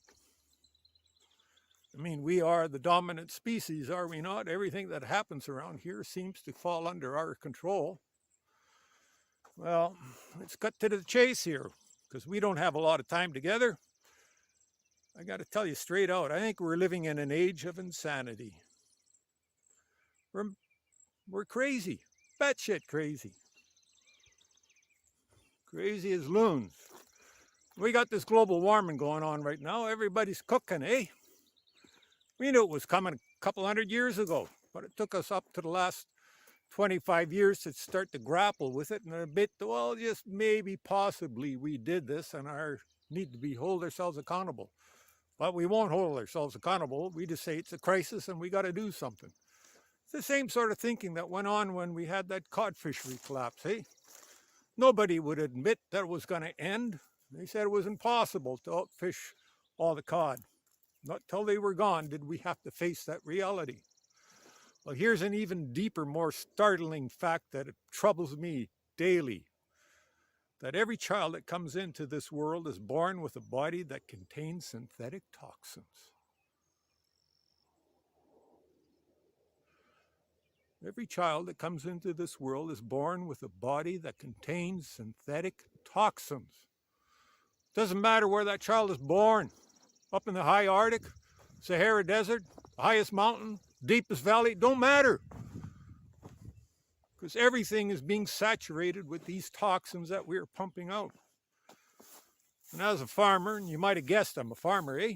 Have a look around here.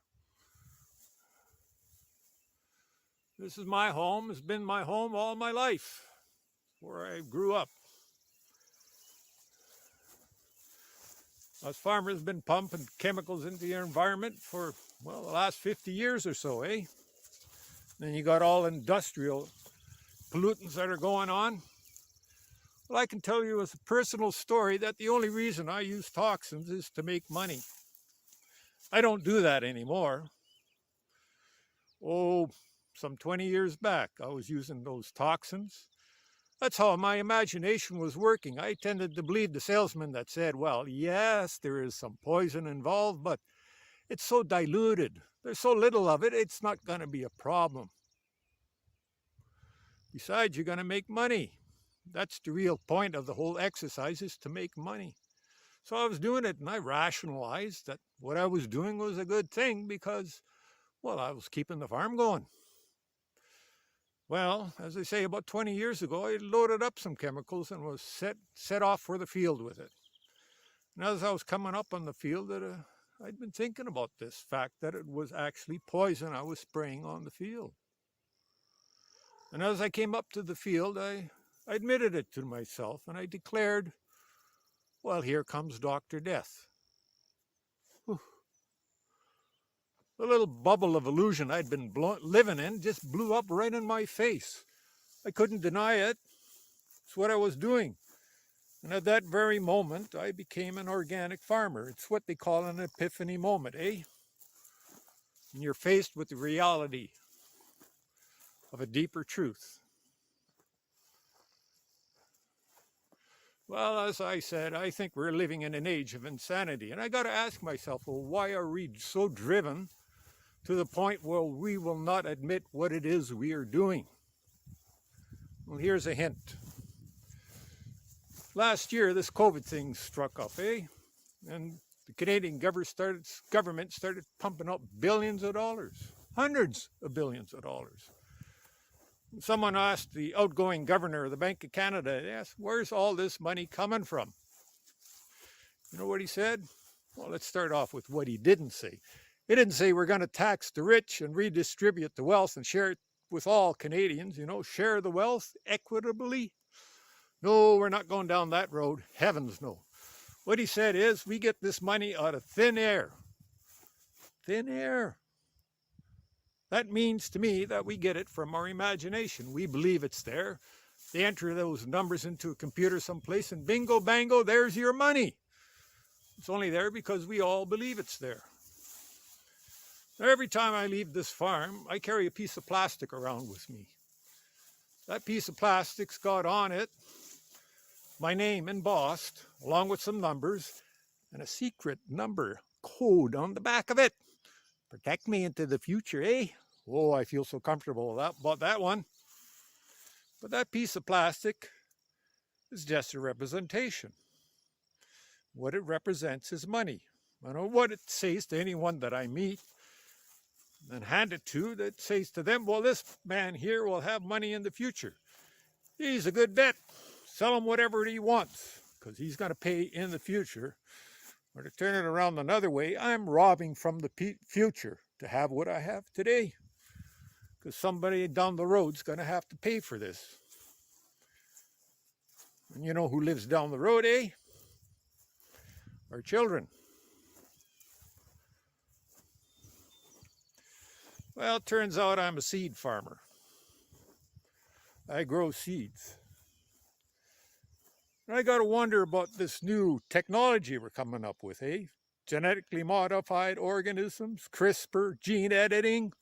This idea that money has the right to own seeds. And let's not mince words here. That is what it's all about, is money's right to own seeds. We're at a point where money now owns the future. That's what all our credit cards and all our debts and all this wild living we're living is all about. It's money's right to own the future. Well, that's not good enough for money. Money wants the right to own seeds itself. It wants the right to own the destiny of the planet. Ain't that something, eh? Our imagination creates a product that is now controlling us. We don't control money anymore. It's leading us by the nose down a dark and dangerous path. Well, when I look at a seed, I think to myself, that seed is connected to the beginnings of everything. It knows something about everything. It has to. Because it's a seed that knows how to germinate, knows how to grow a plant, to grow a flower, that grows another seed that can go dormant and wait for that moment to come back into life and absorb the energy of the time it's living in, and go back into a seed and do it again and again and again. Amazing. And what is this beginning of time? Well, we're told it was the Big Bang, the big kablooey. Pooh. Well, I'm thinking to myself, you know, we got this amazing imagination. Can't we do a little better than that? How about something like a sustaining harmonic resonance? Doesn't that have a certain ring to it? Sustaining harmonic resonance. The idea that, well, instead of a big bang, let's say it was a big bell and somebody rang it. Call him God, her God. Doesn't matter. It's still ringing today. All this life you see around me, that life understands that there is an energy around us. There is an ebb and flow, the rhythmic, the harmony, the balancing of energies is all around us. But we refuse to accept it. We live in this illusionary world where we believe, well, I'm talking to you. No, I'm not. I'm talking to a machine. I'm not here. You're not there. Even though I know you're in there somewhere. None of this is real, yet it is. We're creating more conflict in our lives than we know how to deal with, and we're losing our memory. What do I need a memory for when I got this machine to remember everything for me? Wonderful. No, I believe there is such a thing as a sustaining harmonic resonance and that we're part of it. And we can do a heck of a lot better because I believe in peace and beauty and love. And I believe there's a better way of doing things, but we got to start to learn how to exercise our imagination again. We got to learn how to look into the eyes of our children and see the magic that is in there. What we're done for. Well, I guess my time with you is about done. I want to just thank you for joining in. I want to leave you with a thought, which is art captures the eternal in the everyday. And it is the eternal that feeds our soul. So there you go.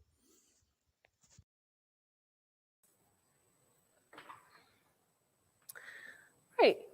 Now let's check in with our correspondent Ray Strawn out on the street to tell us about Winnipeg's Fringe 50-50 draw. 50-50 here. 50-50 here.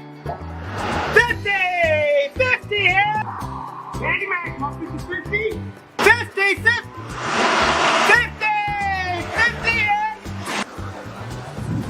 50-50. 50-50 here. 50-50. 50-50 here. 50 here.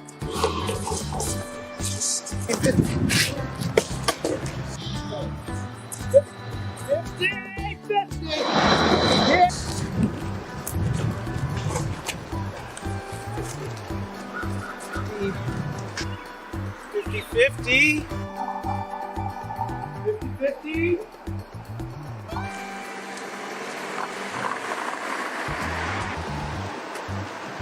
Arms length. Tori, What are you doing, right? 50-50 here. You know, I heard, I think we're selling those online these days. Online? Yeah, everything happens online these days. Haven't you heard? You can go to www.winnipegfringe.com and just buy them on there. Same price? Same price. How much? So that's 1 for 3, Yeah. 5 for 5, 25 for 10, or 100 for 30. The winner wins half the pot. Half the pot. Half the pot. Yeah. And I haven't checked in a while, but it looks pretty big. I better go in right now. Is this legal? Sure is. Buy Fringe 50-50 raffle tickets at www.winnipegfringe.com. Draw will take place on Friday, July 30th at 9 a.m. License number LGCA 1523-RF-35892.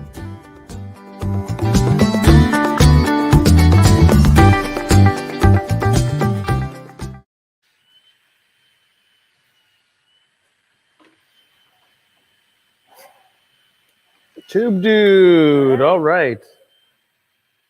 She's trying. You can't stand up. What's up? Not too, dude. Anyways, what camera are we on here? Right straight ahead. WinnipegFringe.com. Don't forget to get your 50-50. So far, the pot is up to $6,700, and it's increasing by the day. It already went up a few hundred since the last time I was on air. So get on it. Win 50-50. Support the Fringe. So we can support the artists. Always remember that all the ticket sales, 100% of the ticket sales goes to the artists. And, if we can raise some funds to help the festival, this will help us continue to make sure that artists get 100% of the ticket revenue. So, speaking of artists, who do we have next? Next, we've got Barney Morin.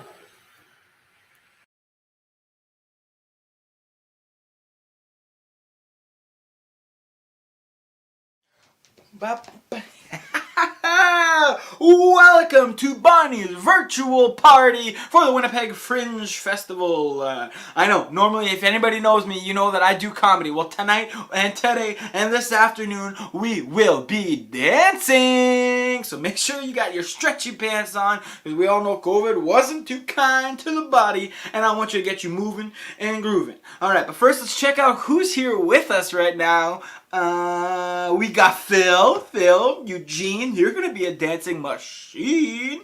Ooh, some people are just piling in. Oh, yes. Hey, look at that. Green shirt. Love your green shirt. Thanks for coming in. Thanks for going. Are you guys ready to go? Let's not waste any more time. It's time for the dance party. All right, get your kids. Get up off your butts. Let's go. 3, 2, 1. No, okay. That's not working. Okay. No. This should, okay. Let me just fix that. All right, okay. All right. All right, now. Ain't no party like a restart party. Here we go. All right. On your mark. Get set. Let's go. Oh, 1, 2, 3, 4. Boop. You guys not... Are you guys hearing that? Sorry, classic Zoom here. Are you guys hearing that? Okay, not everyone can just sit there quiet. Anybody? Thumbs up? Okay, well, I'm assuming you guys would be moving and grooving to the beat if you could hear it. So that's not working. If you, let me just... No, okay, that's not... Okay, that's for the... Okay, I'm just gonna... Give me 1 second, I'm just gonna call the tech, and then we'll get this going here. Okay, guys? All right. Don't lose the party mood. Okay. All right, here we go. Here we go. I mean, like, you pay all this money for tech, and then it's still... Yes, hi, yes. Barney Morin here.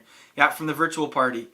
It's going okay, yeah. The streamers look nice, but the stream itself isn't working. They can't hear my beats. No, that's on. Yeah, the volume is on. I see the green light. Yes, I connected the router. Yes. The doohickey is plugged in and running. Yeah. Oh, okay. What's your name? Gord, cool. Can I speak to your supervisor, please, Gord? No, you know what, Gord? I didn't think we had to go there either, but I have people waiting and I need this to get fixed now. Sorry, folks, just give me a few minutes here.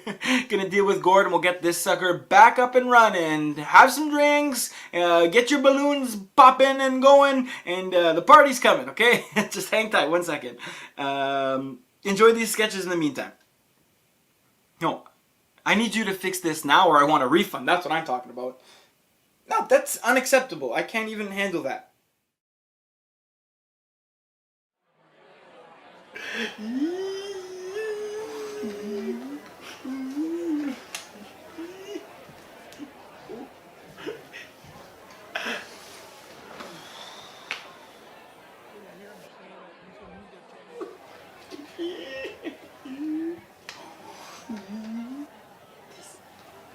It's my 37th show. Really using that frequent Fringer pass. Gonna see them all.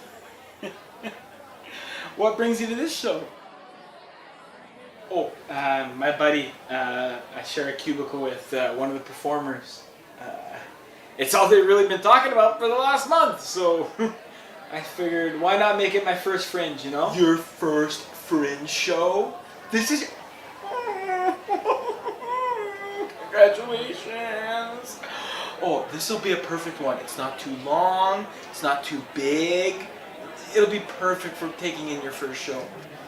And I'll be here the whole time. Thanks. That's the writer of the famous Fringe review blog, Jacques Le Critique. And why do we care? Oh, why do we care? Yeah, why do we care? I don't know, he just makes or breaks your show. He makes the difference between 7 and, I don't know, 12 people in your audience. Like, you tell me if that's worth it. It just seems rude. Yeah, but that's how critics are. Isn't that awesome? Don't let him see you roll your eyes. He has this, like, ability to pick up energies. Do you want your friend's friggin' career to end before it even starts? Say something positive now.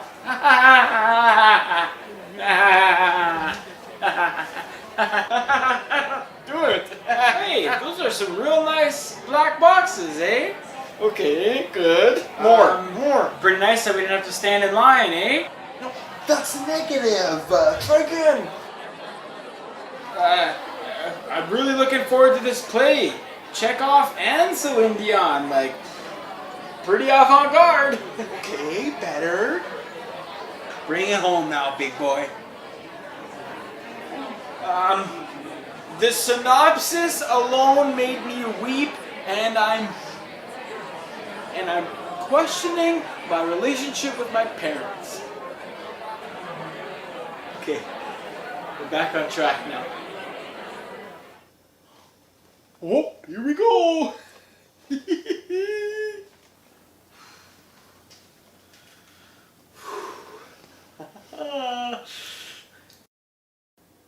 I hope they show boobies in this one.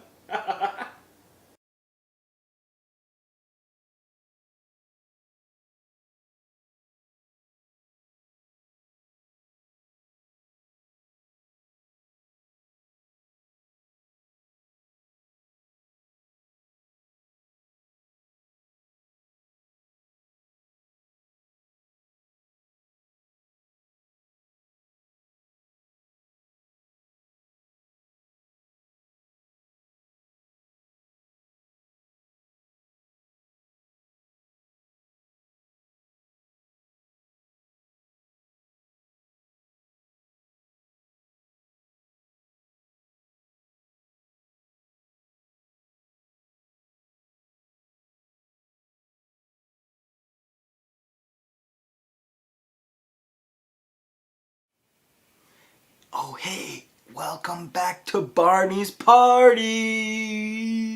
Yeah, I'm just a few, yes, I'm still here. Yes, okay, but, okay, I don't know what to tell you then. Like, what? Oh. Well, how am I supposed, I didn't know that. Gord, I had no idea. See, I don't even have kids, so I can't even imagine that. Here I am just like focused on myself and just obsessed with getting this Fringe show going, and I had like no idea how it would affect you, you know? Yeah. I can't imagine like what kind of pressure even this would put on like a relationship. Yeah. Yeah. No, you're right. You're right, Gord. Hey guys, Gord just needs me right now, so enjoy these next few sketches and we'll be back. No, Gord, I'm still here. Hey. I'll always be here for you.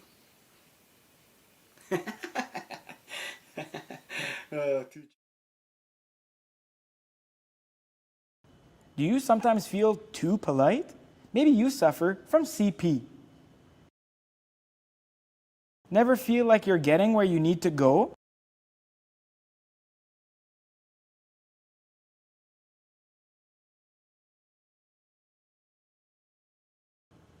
Is your over-smiling to strangers causing sore face muscles?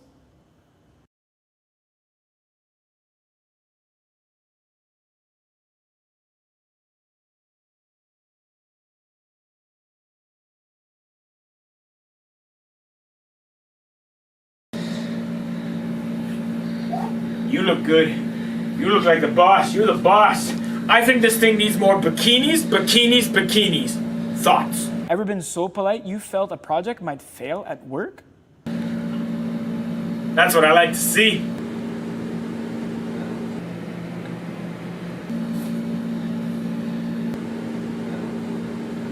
Have you spent most of your life apologizing or smiling for others? You might suffer from CP. What is CP? CP is a medical abbreviation for chronic politeness. Many Canadians suffer from it. And if you suffer from chronic politeness, don't worry, we can help. CP affects 100% of Canadians directly from birth. Others might feel the effects of chronic politeness just moments after receiving their citizenship. CP is highly contagious. Standing within 5 meters of a Canadian with CP may leave you with feelings of empathy, sympathy, and general beauty in the world. Are you or someone you love looking to cure chronic politeness? You can counteract CP by... Let one or two people in the door before you, but cutting it off before you become the doorman. Wee! Take that smile down a notch. A nice head nod will do just fine, and you won't break your face.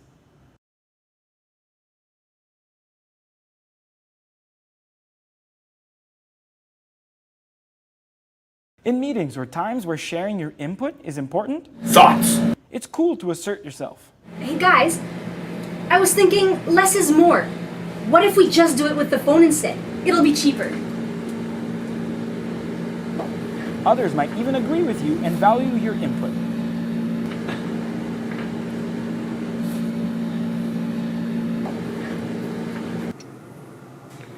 Reversing the signs of CP is possible. You just have to stop being so nice all the time.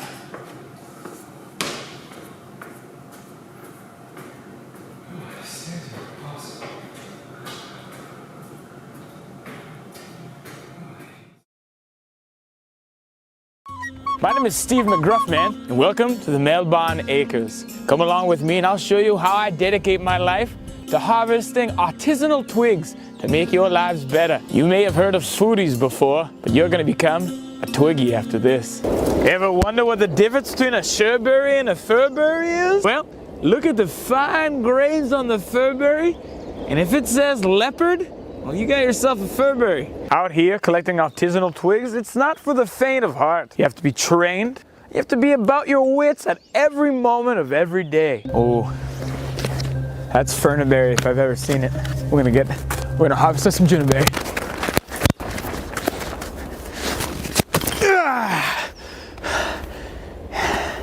You're gonna make some family really happy. And this is the life, my friends. When you come to Melbourne Acres, you get nothing but quality. And you'll smell it, you'll feel it, and you'll taste it. Little bundle of twigs, harvested here in Melbourne Acres. You're so right. No, yeah, I couldn't fit it in there either. Oh, yeah. No, I'm telling you, you're a Chandler for sure. Yeah, sadly, I'm a Ross. Anyways, I gotta close up this party. Yeah, of course I'm gonna not forget the pretzels. Yeah, I'll see your stupid ass before the game. Alright, talk to you later. Bye. Alright, thank you all for joining Barney's virtual party! It's been a blast dancing and grooving with you guys. If you guys want more of this, check out my SoundCloud for my Deep House mix. Hope you guys have a good rest of your Fringe. Peace! DJ Barney out. Ha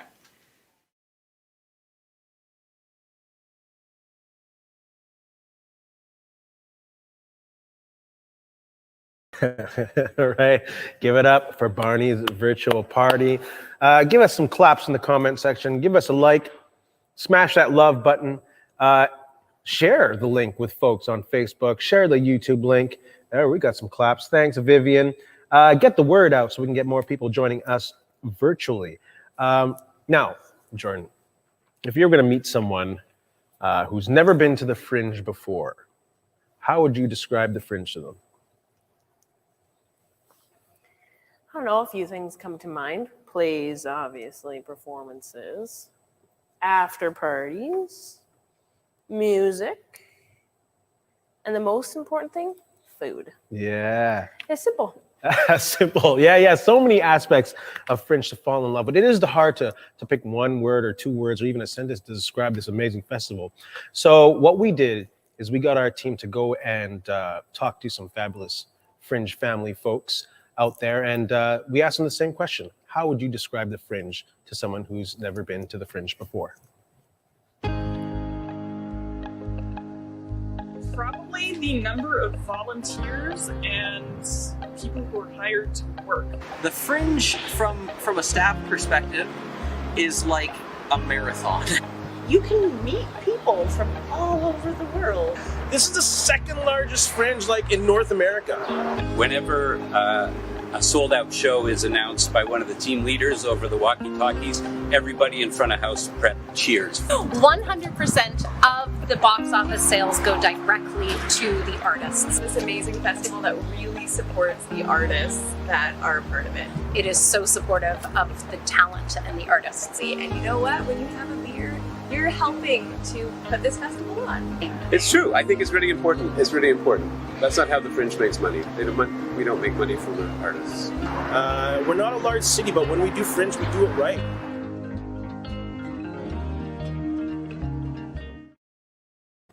Amazing. Most of these video spots you'll be able to see and catch on social media, and we'll also be showing them periodically throughout the week. So let's get on with the show. Who do we have next?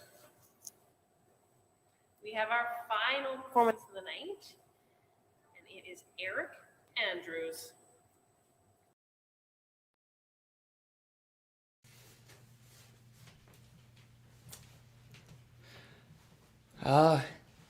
Hey there. I'm Eric Andrews. I'm a stand-up comedian, and I've really struggled to try to find inspiration for this show. And I still don't know if I found it, but I figured I would just do a show for you about what I spent most of my time doing in this last year, and that's scrolling through social media. So this is the show. This is a deep dive into my mom's Facebook. I guess the first thing I can tell you about my mom is her name. And my mom's name is Dale.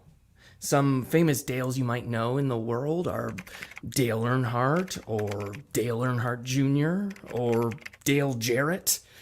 And you might start to notice a bit of a pattern happening here. The name Dale is a predominantly male name. It is a unisex name, and there are some female Dales out there. But as you can see, the name Dale is mostly men, and not just any type of man, but men of NASCAR. If we look at this chart here, we can see that not many people are naming their daughters Dale anymore. Actually, they've completely stopped naming their daughters Dale in 1971, which is unfortunate because if we look at the meaning of the name Dale, it's actually a pretty beautiful meaning. Here it is in the dictionary. Dale, a valley, especially a broad one, right? It sounds so lovely. Here's a picture of a dale, and here's a broad dale, and here's my mom Dale, or as I like to call this photo, Dale in a Dale. On Facebook, you can see that Dale is not only my mother, but she's my friend. You have to be friends on Facebook to see each other's profiles, but I'm one of 204 of my mom's friends. This is my mom's profile picture, and it's been her profile picture since 2013. It's her on a vacation in Jamaica where she had a very fun time. It was her first vacation that she ever got to go on in over 30 years. I know some of you are probably looking at this photo like, well, why doesn't she look like she's having a good time? Are you sure she's having a good time?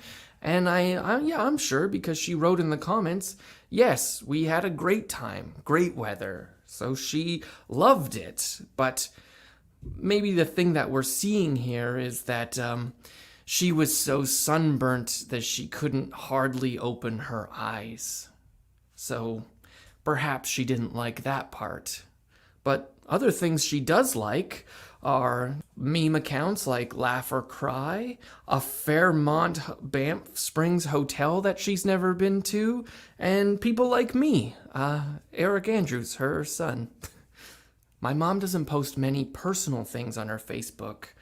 She uses Facebook more as a sharing tool to share memes that she finds and thinks are funny, or deals that she can hopefully win or help people get free meals, to something like just a song that she likes and would like to share and have everyone listen to. When she's not sharing stuff on her profile page, she's probably commenting on some photo that I recently posted, just to let everyone know, and ultimately me know, that she's seen the photo and that she approves. But there's another thing I noticed that my mom does just as much as commenting on my photos, and that's online quizzes. She does a lot of these online quizzes, and every single one of these quizzes uses this profile picture.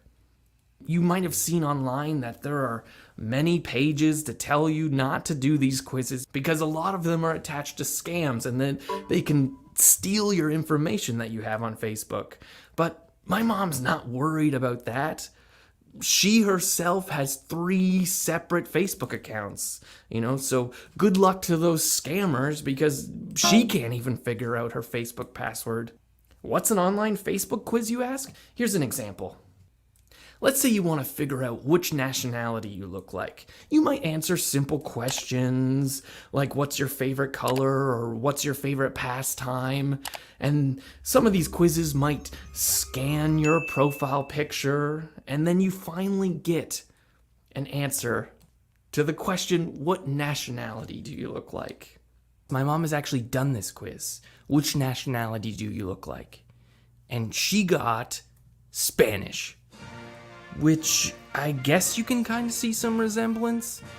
I mean, they both have dark hair and eyebrows. But oddly enough, in Spanish, Dale means let's go. So, Dale. I've never known my mom to have a nickname, let alone a sexy one, but here's Dale's sexy nickname, Spicy Meatball. Okay?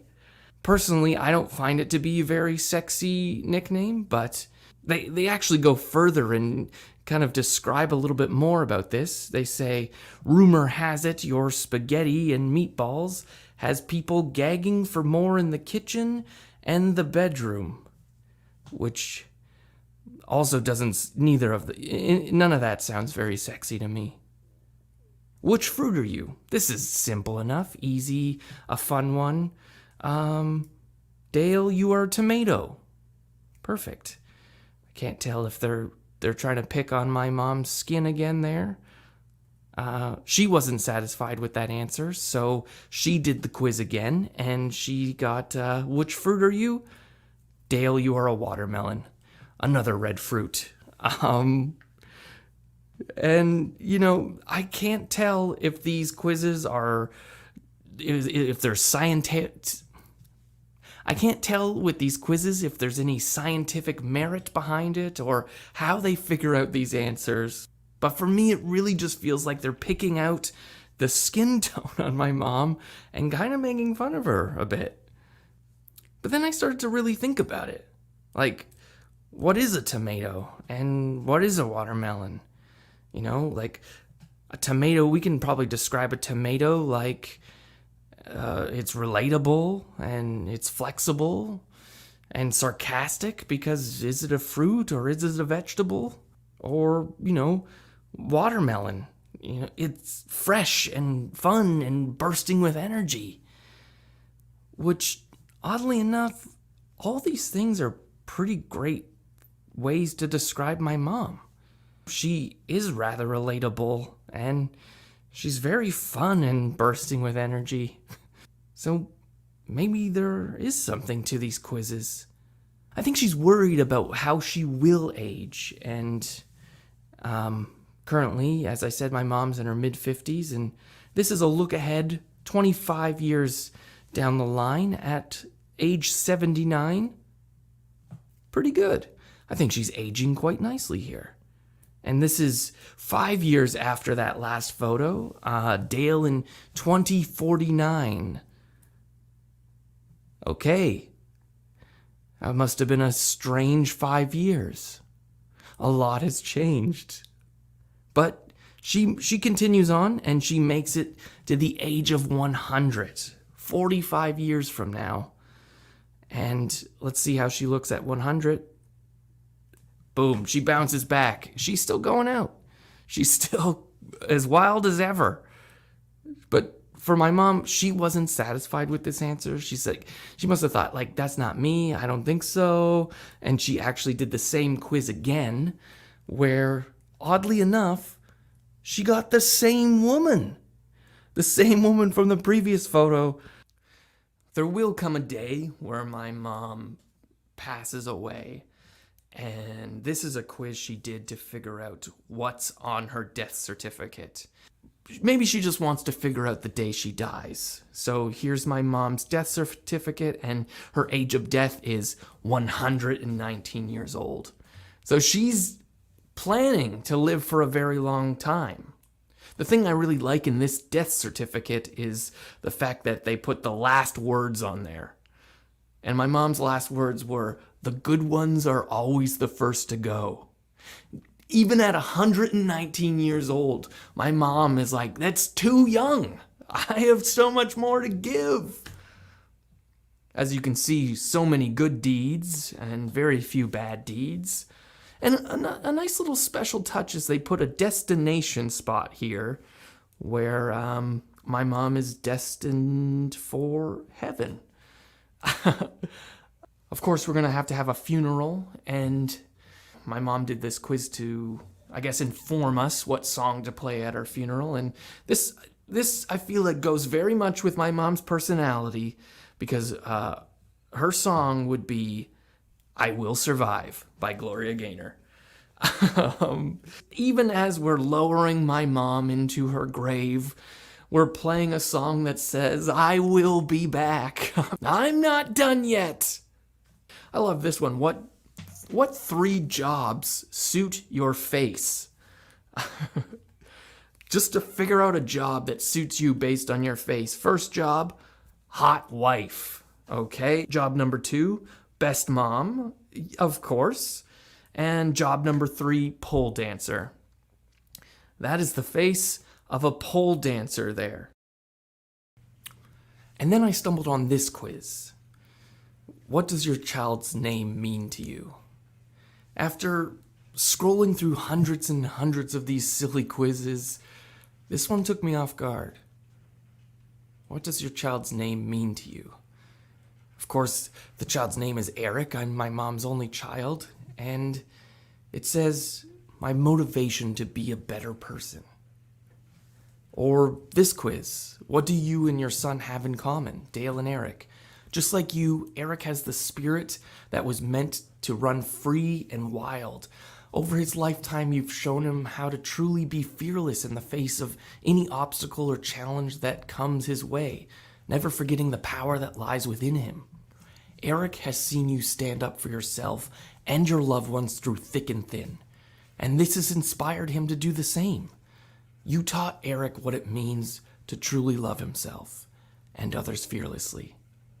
I began to realize that maybe there is something more to these quizzes.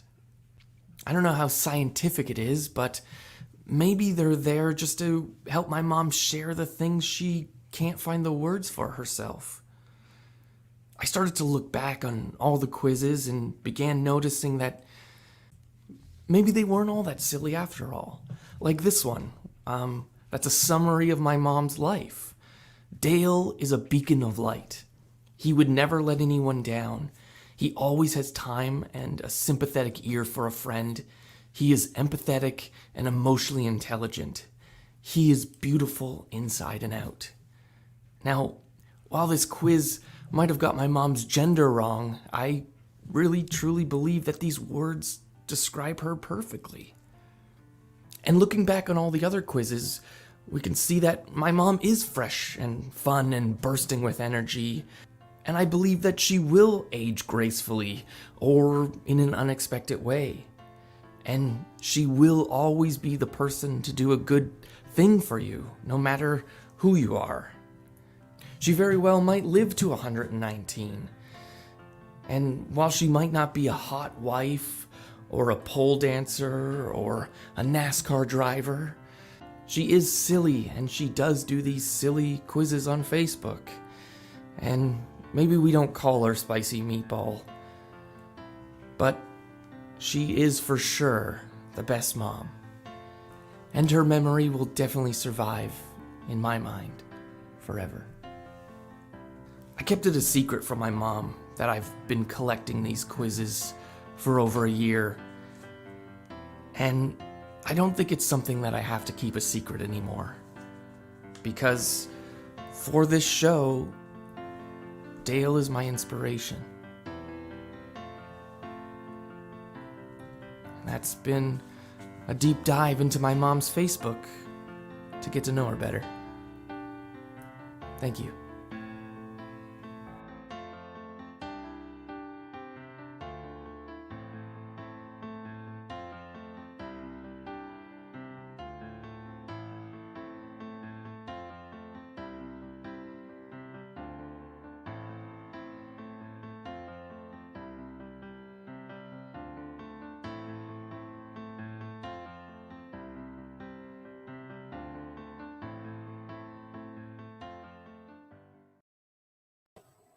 All right, give it up for Eric Andrews. That was a deep dive into my mom's Facebook. I don't think I'd look into my mom's Facebook if I saw it open. I might just, what do you think? What would you do? Do you know?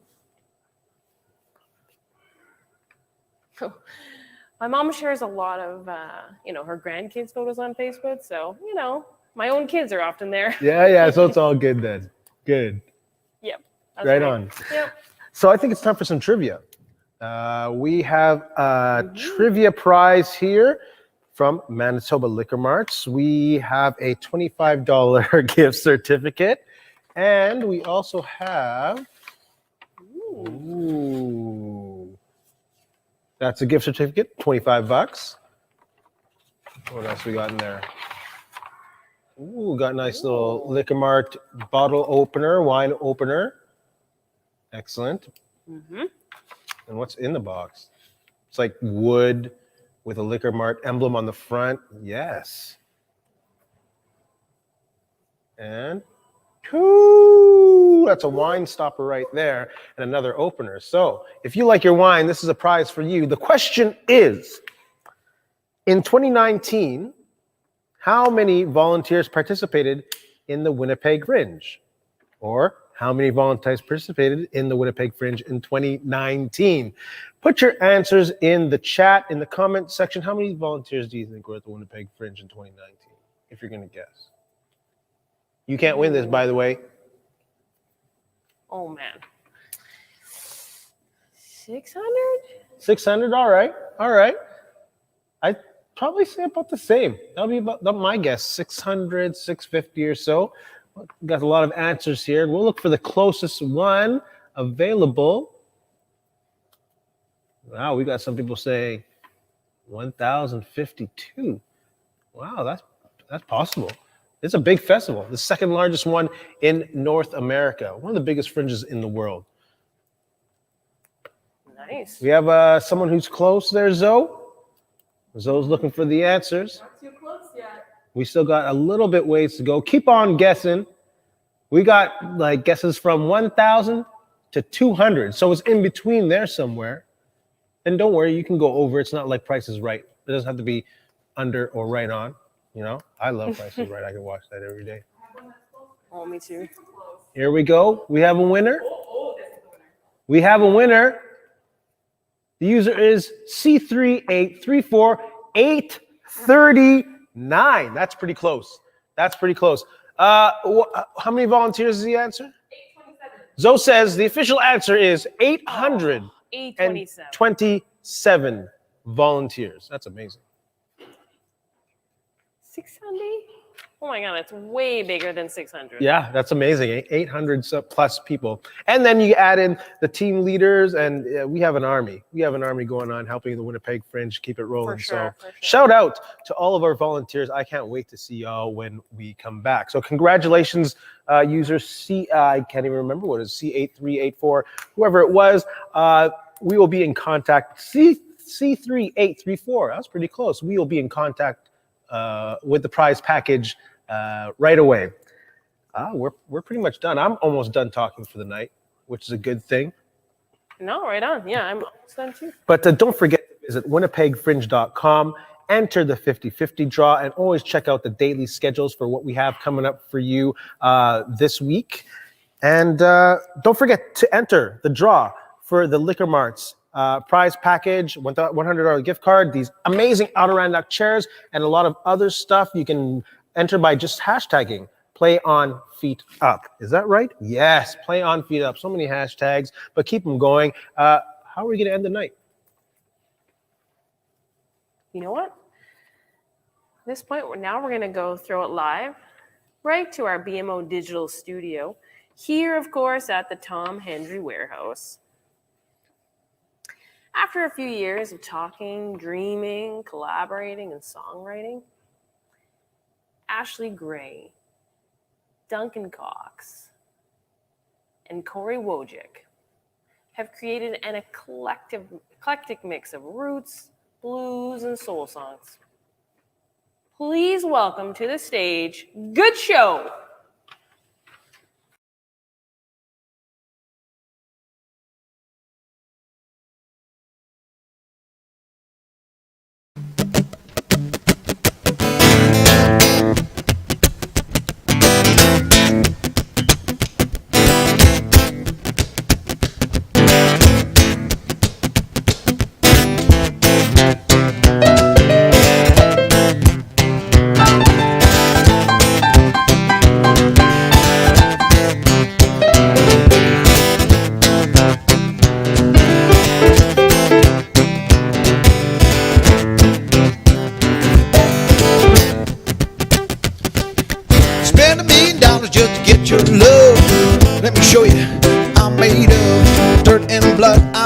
And steady, I'm a vacant lot, and I am ready.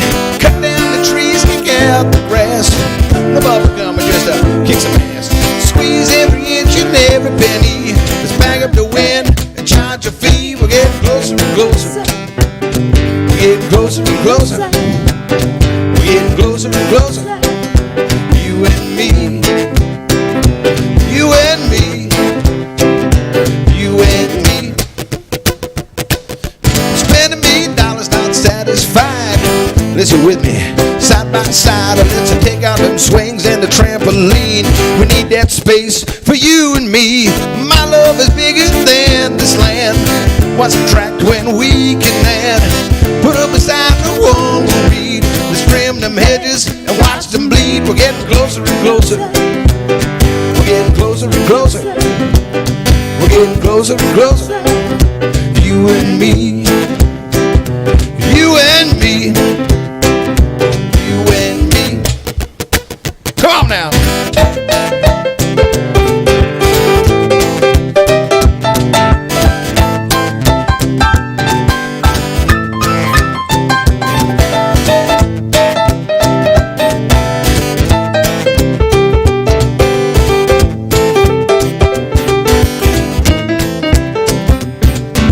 My love is bigger than this land.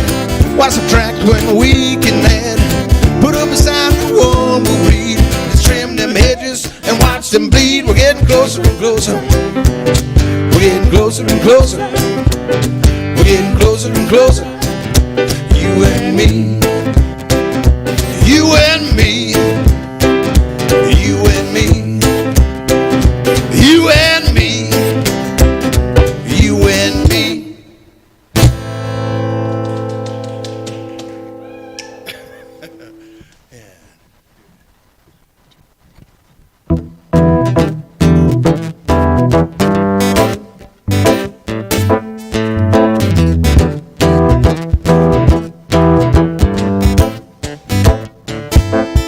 Call me a junkie. You think I'm lazy. You are the one who taught me first not to care what people say. I know you're waiting for my knees to buckle, so you can say that you know better. You always know that you know better. You will be okay as long as everything is taken care of. Reality just fades away. You will stay awake all alone and say nothing to everyone. And when it doesn't make sense, we will question it. Just gonna sleep again.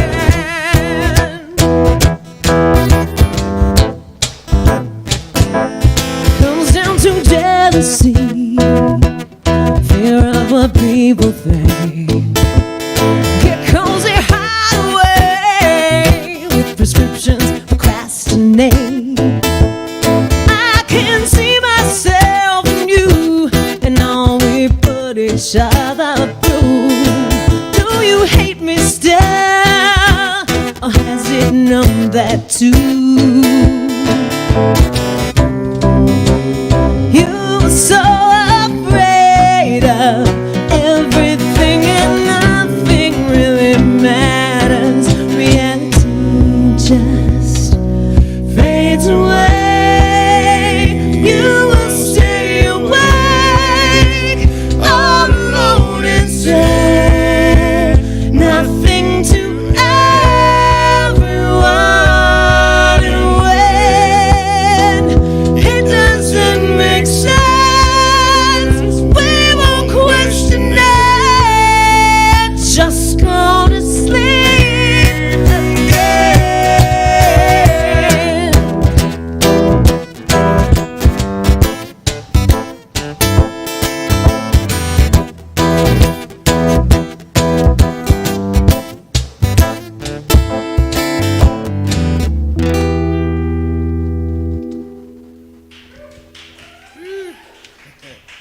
All right. Hello, Winnipeg Fringe, virtually. Hello, everybody out there in cyberspace. Is that the we are a good show. My name's Corey Wojcik. That's Duncan Cox. That's Ashley Gray. We're so thank you to the Winnipeg Fringe for having us back here for another year. Last year we did a little show called Old Man Dad Rock, which was all about me. But this year, I'm happy. It was about them too. We were here. You were here, but they were here. But it was. We weren't here. We were there. You were there too. How to get your whole band to hate you in 3 words. It was all out. That's just too many words. All right. Oh man. Speaking of not all about Corey. Here's one I wrote.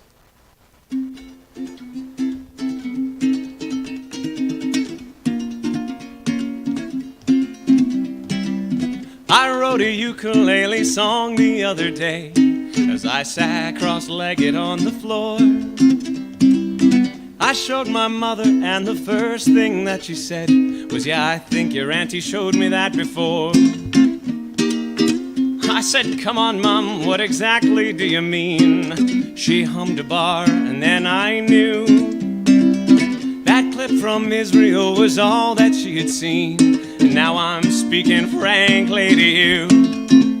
Please don't get me wrong, feel free to sing along. This is not that rainbow song.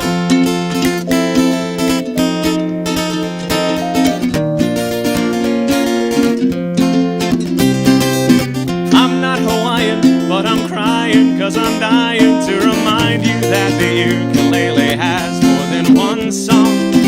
It's horrifying that one line with perfect timing sets the underlying view of what the ukulele's done. Please don't get me wrong, feel free to sing along, but this is not that rainbow song.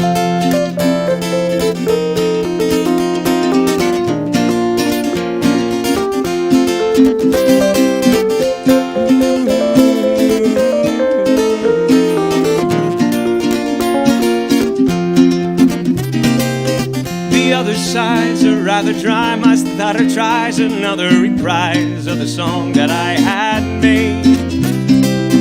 Through gutter highs and smothered fries, this brother's cries covered his spies of the song that they'd relate.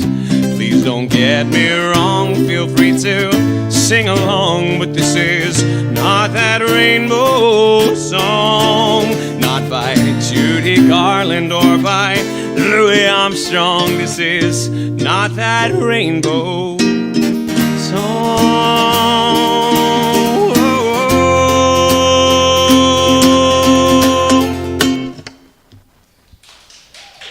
Nice. Thank you, thank you.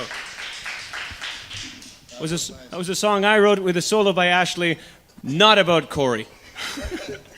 Or rainbows. So, if you like what you heard so far, we just released an album on June 14th. That was is that a month ago exactly? Isn't today July 14th? Yeah, it's July. So that's a month ago exactly, and you can find it on goodshow.bandcamp.com. And we'll have CDs coming soon. So if you're one of those who collects CDs like me and Duncan, and do you collect CDs? Okay, I'll admit it. Anybody I'd rather have a record. Anybody else? You collect CDs, Ray? Is everybody who collect? Y'all? You do? No, no. Okay, good.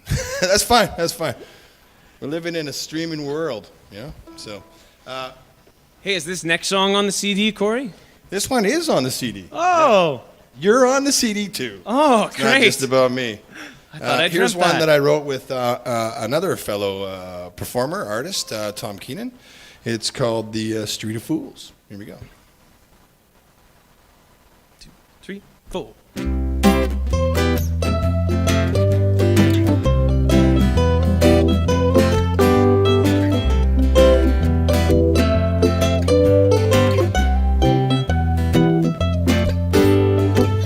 I've been living on the street of fools. I've been trying to get myself behind the mule. Fresh water from a man-made lake where they fish for golf balls with the garden rake. There's a dead goose on my lawn. It's real dead, and soon it will be gone. Don't worry, it isn't right or wrong. It's just words to a song that say I've been living too long on the street of fools,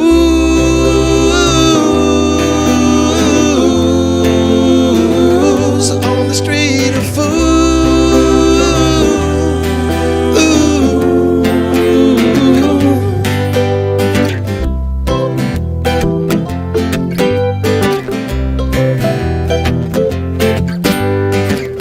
Meet you at the street of fools. I've been dropping my kids off at the pool. My house is the same as the one next door. After that, the one before.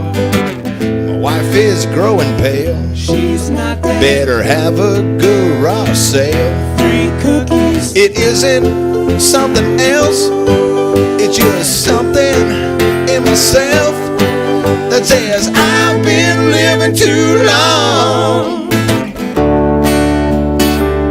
on the street of fools,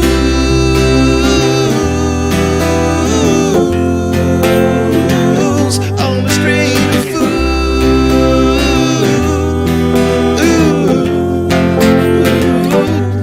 the Street of Fools.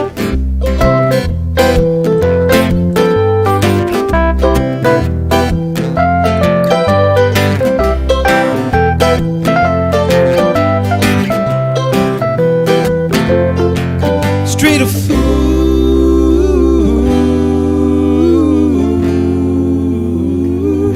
On the Street of Fools.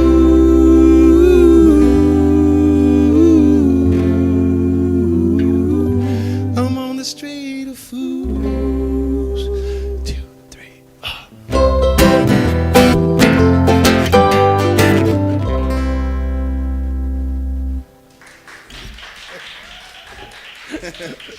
Nice. Oh, the old Street of Fools. Yeah. By yes, I'm ready. I mean, no, not yet. Well, I hope you've all been enjoying the Fringe so far this week.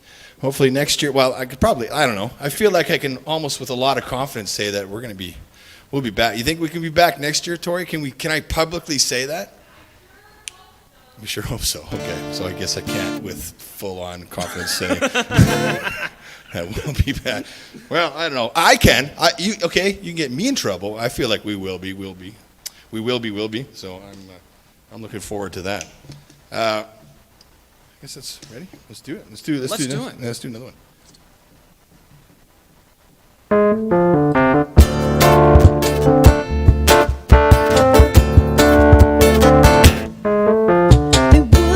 Cash my ticket, so I had to spend the time. We got no saviors here, just wishes and wine.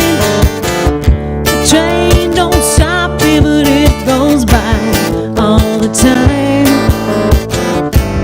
Am I distracted or hypnotized? And you keep knocking. But I know you're away.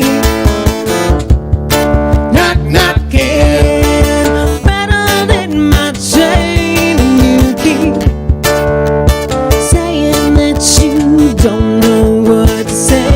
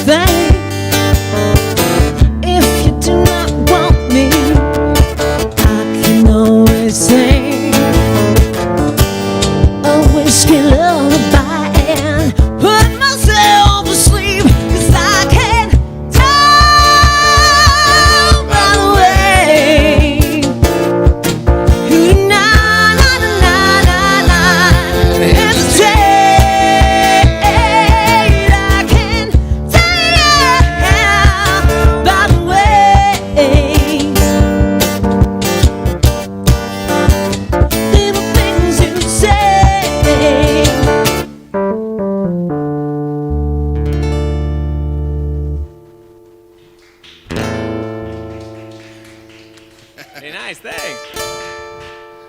Yeah, good. All right.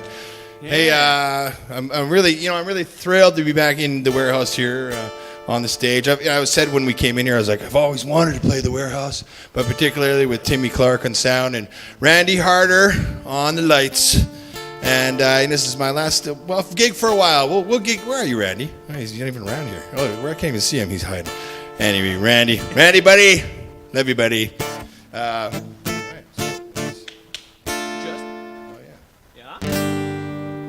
Can you hear me all right there? Is everybody?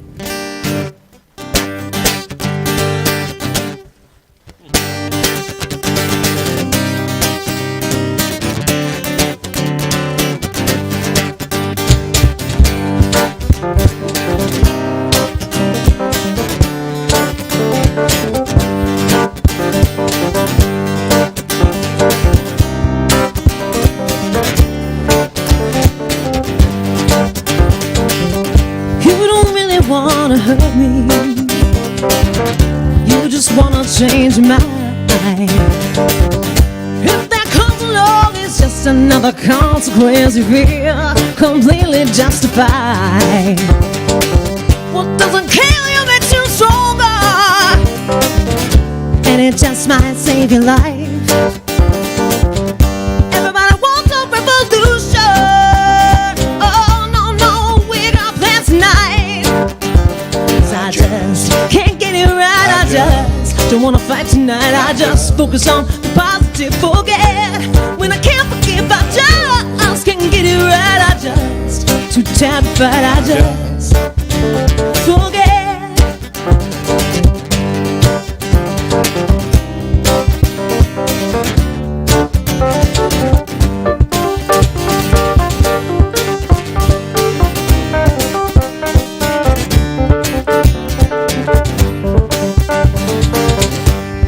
Just give me a reason. It'll be alright. Give me something to believe in. Oh no, keep me warm tonight. What doesn't kill you makes you stronger. Oh, and it just might save your life. Everybody wants a revolution.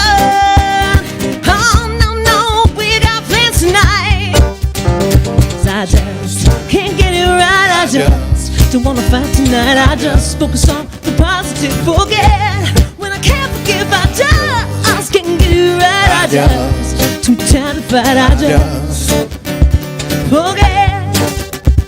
I just can't get it right. I just too tired to fight. I just focus on the positive. Forget when I can't forgive. I just can't get it right. I just too tired to fight. I just forget.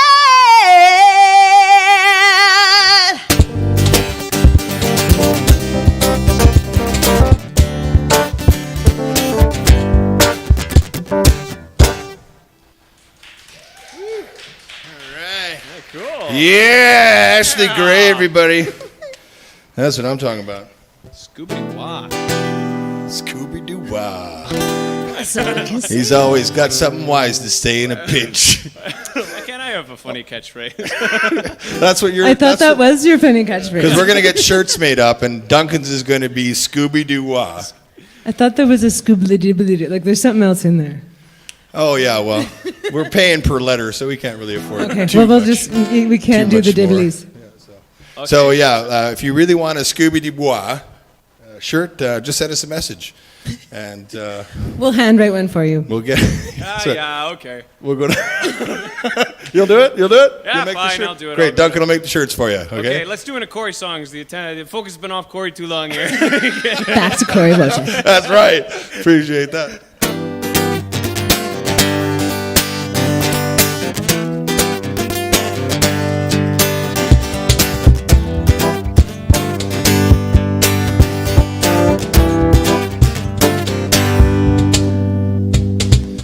When she looked at a picture, my wish sure was amazed.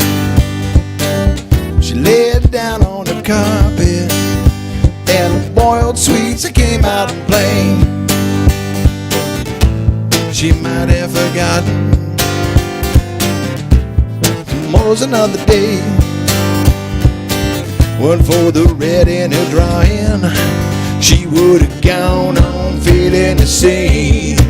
But now that old pain, it's out of hiding. That old pain, it's on display. That old pain, it's down in writing. That old pain, it's got a name.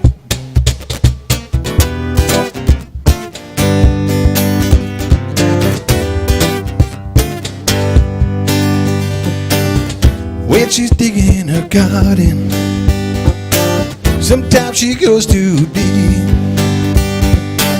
She frames it all in a cluster, and the words are set free. The doctor said it was growing. The months turned to days. Went for the light in the darkness. She would have gone on feeling the same. She would have gone on feeling that old pain, it's out of hiding. That old pain, it's on display. That old pain, it's down in writing. That old pain, it's got a name.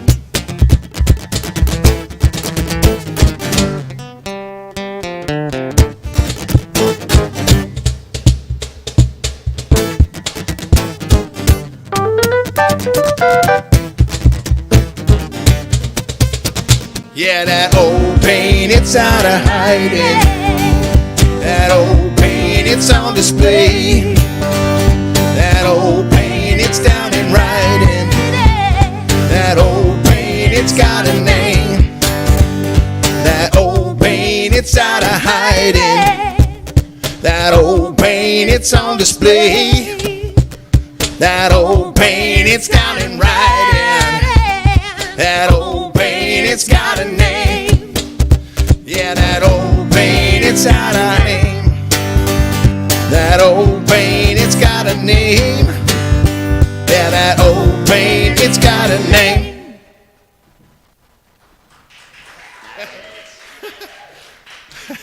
The old pain. The old pain. I felt like that old pain snuck up on the crowd there. They're like, oh, it's done, it's done. All right. Donkey, is this one for you? This is one of yours, eh? Yeah, I'll take one. I'll take one. Oh boy. Oh boy. I get one. Only two, though. We made it before you joined. We're like, okay, but you get two. Just joking. Just joking. We're looking forward. We're gonna, now that we can be together more and more, we're gonna hopefully start banging out a lot more tunes, a lot more different ones than we have on the CD. But we're also gonna play these songs you're hearing tonight. Are most of them, all of them, except for one, are on the CD. So again, if you like it, we're also on the Facebook, on the Instagrams, and that's it. That's about it. Yeah, we have email. Oh, we also have we have email. We got all the things, right? Not bad. All right, Donkey. 1, 2, 3, 4.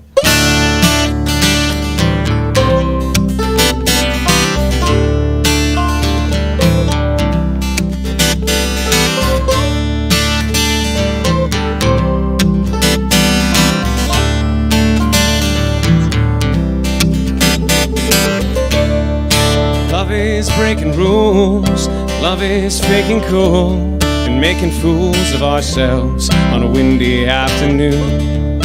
Love is realizing that love is all comprising, like the rising of the harvest moon.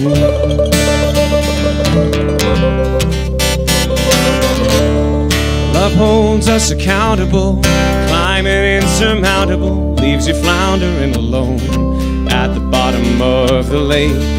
Even though it leaves us liable, our love is undeniable, indescribable. I'm trying to relate that, like a poem, like a song, it whispers on and on and on, like a wind blown through the trees. The freezing breeze of memory says, remember my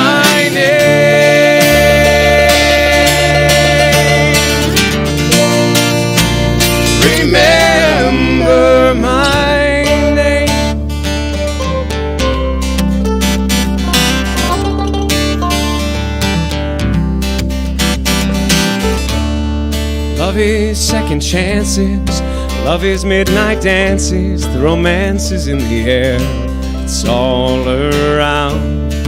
Love is breaking ground, love is getting wound up in the sound of two hearts pounding down, down, down.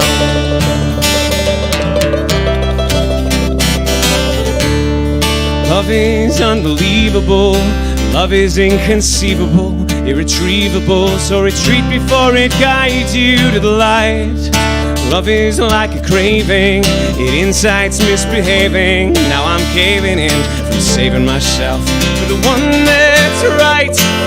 Love is friendship, love is hate, making waves, accepting your fate.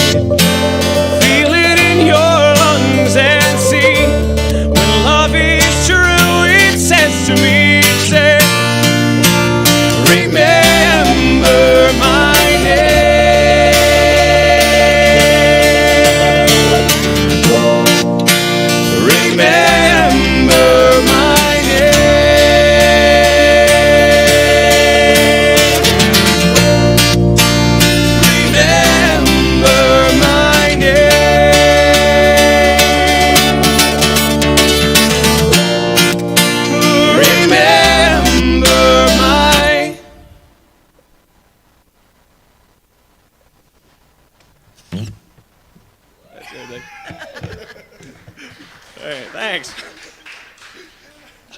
They get a real kick out of that. Sometimes I say name at the end, and sometimes I don't. And it just keeps Corey guessing. Like, it's hard to do, but yeah. Keeps me giggling. Anyway, it's a fun little game. It's like, will he say it today? And it's been a year and a half, and he hasn't said. It's funny when he does say it. I'm like, I don't think I like it when you do say it. All right. Hey, we have. Okay, we can have one or two more. What do you want? Two more. All right. So, hey, cool. It's fine then. Here's a cover. Here's a cover for you. Yeah.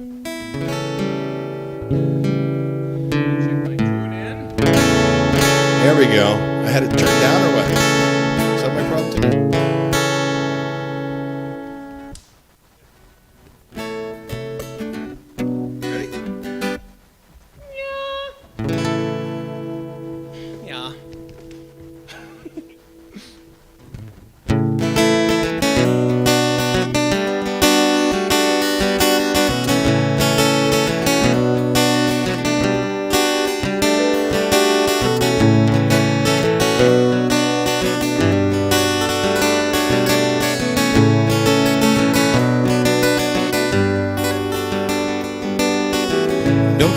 Go shorter as the days go by. You'll never stop to open your eyes. 1 minute you're waiting for the sky to fall. Next you dazzle by the beauty of it all. Lovers in dangerous time. Lovers in dangerous time. These fragile bodies of touch and taste. This fragrant skin, this hair like lace. Spirits open to a thrust of grace. Never a breath you can afford to waste. Lovers in a dangerous time. Lovers in a dangerous time. When your love's in a dangerous time, sometimes you make it feel as if you're allowed to cry. Nothing worth having comes without some kind of fight. Gotta kick at the darkness till it pleads daylight.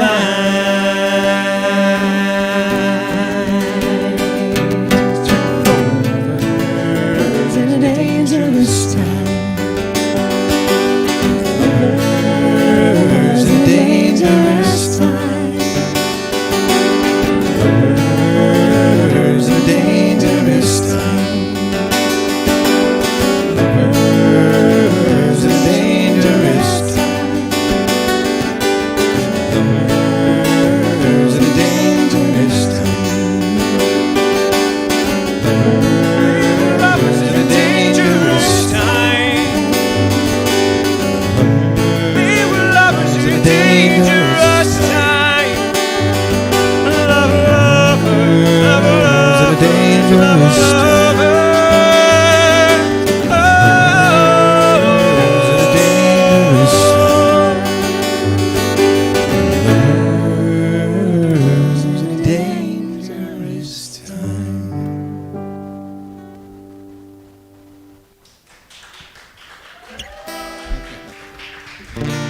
you know that one? You guys know that one?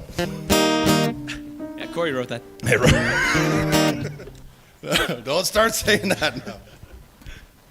Okay, well, this is our last song, and we'd like to thank the Winnipeg Fringe for having us once again this year. And Ashley, anything to say? Thank you. Thank I was you. so glad to be here. Thanks, everybody. All right. Donkey? Oh, it was pretty funny, that video before there about Mom's Facebook. That was, yeah. My mom is pretty glad, I'm sure, that I don't do that on her Facebook, as are many of the moms in the world. That's what I have to say. Yeah, that was pretty funny. Great premise. Okay, well, here's a little tune for us here for the last song. We Are a Good Show. Again, you can find us on the Facebook, on the Instagram, and we actually do have a website, but it's you're gonna love this. It's on my website, like as a. And we didn't even know about it. You guys didn't even know I put it on there, so now you know. But here's a little song. I guess it's kind of very suiting these times. Just sort of hoping that you can join us in these seats one day, and we'll be playing for you live. Which I guess, big announcement today, won't be too long. Here we go.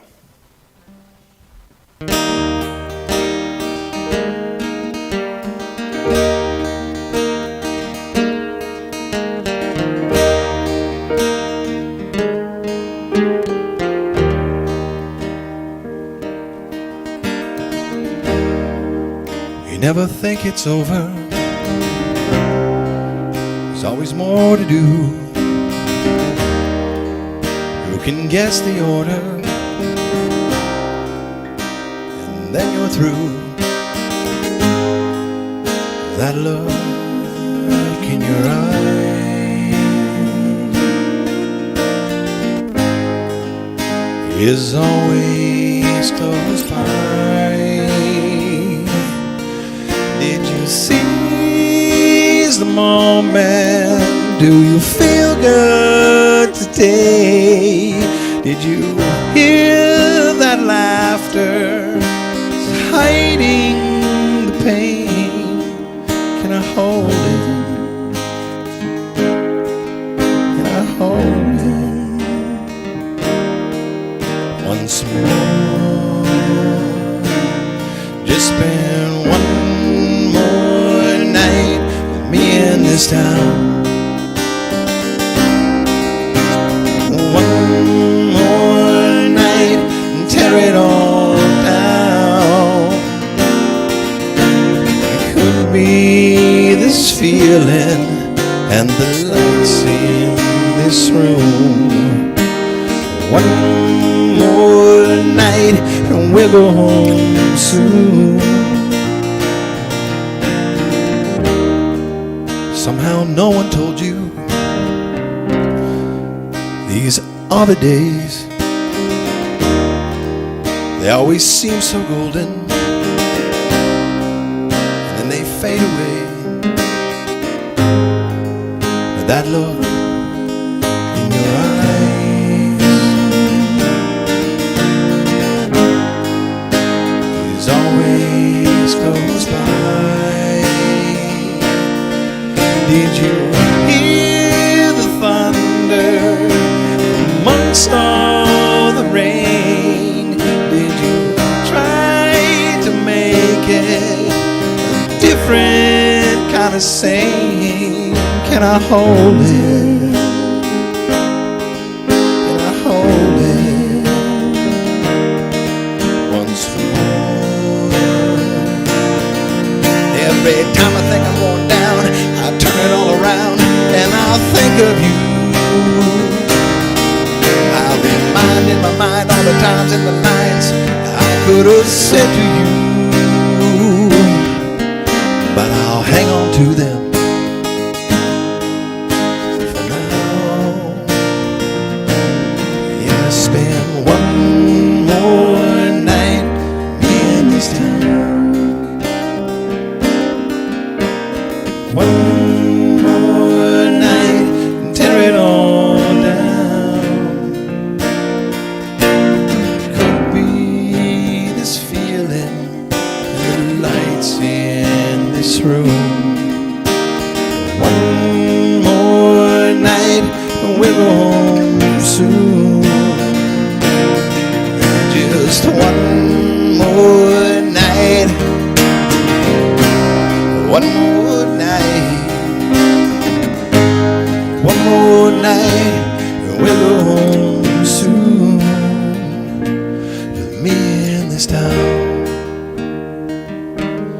me in this town,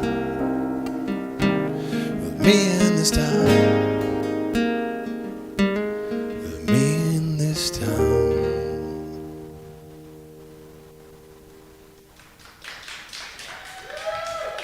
Thanks very much.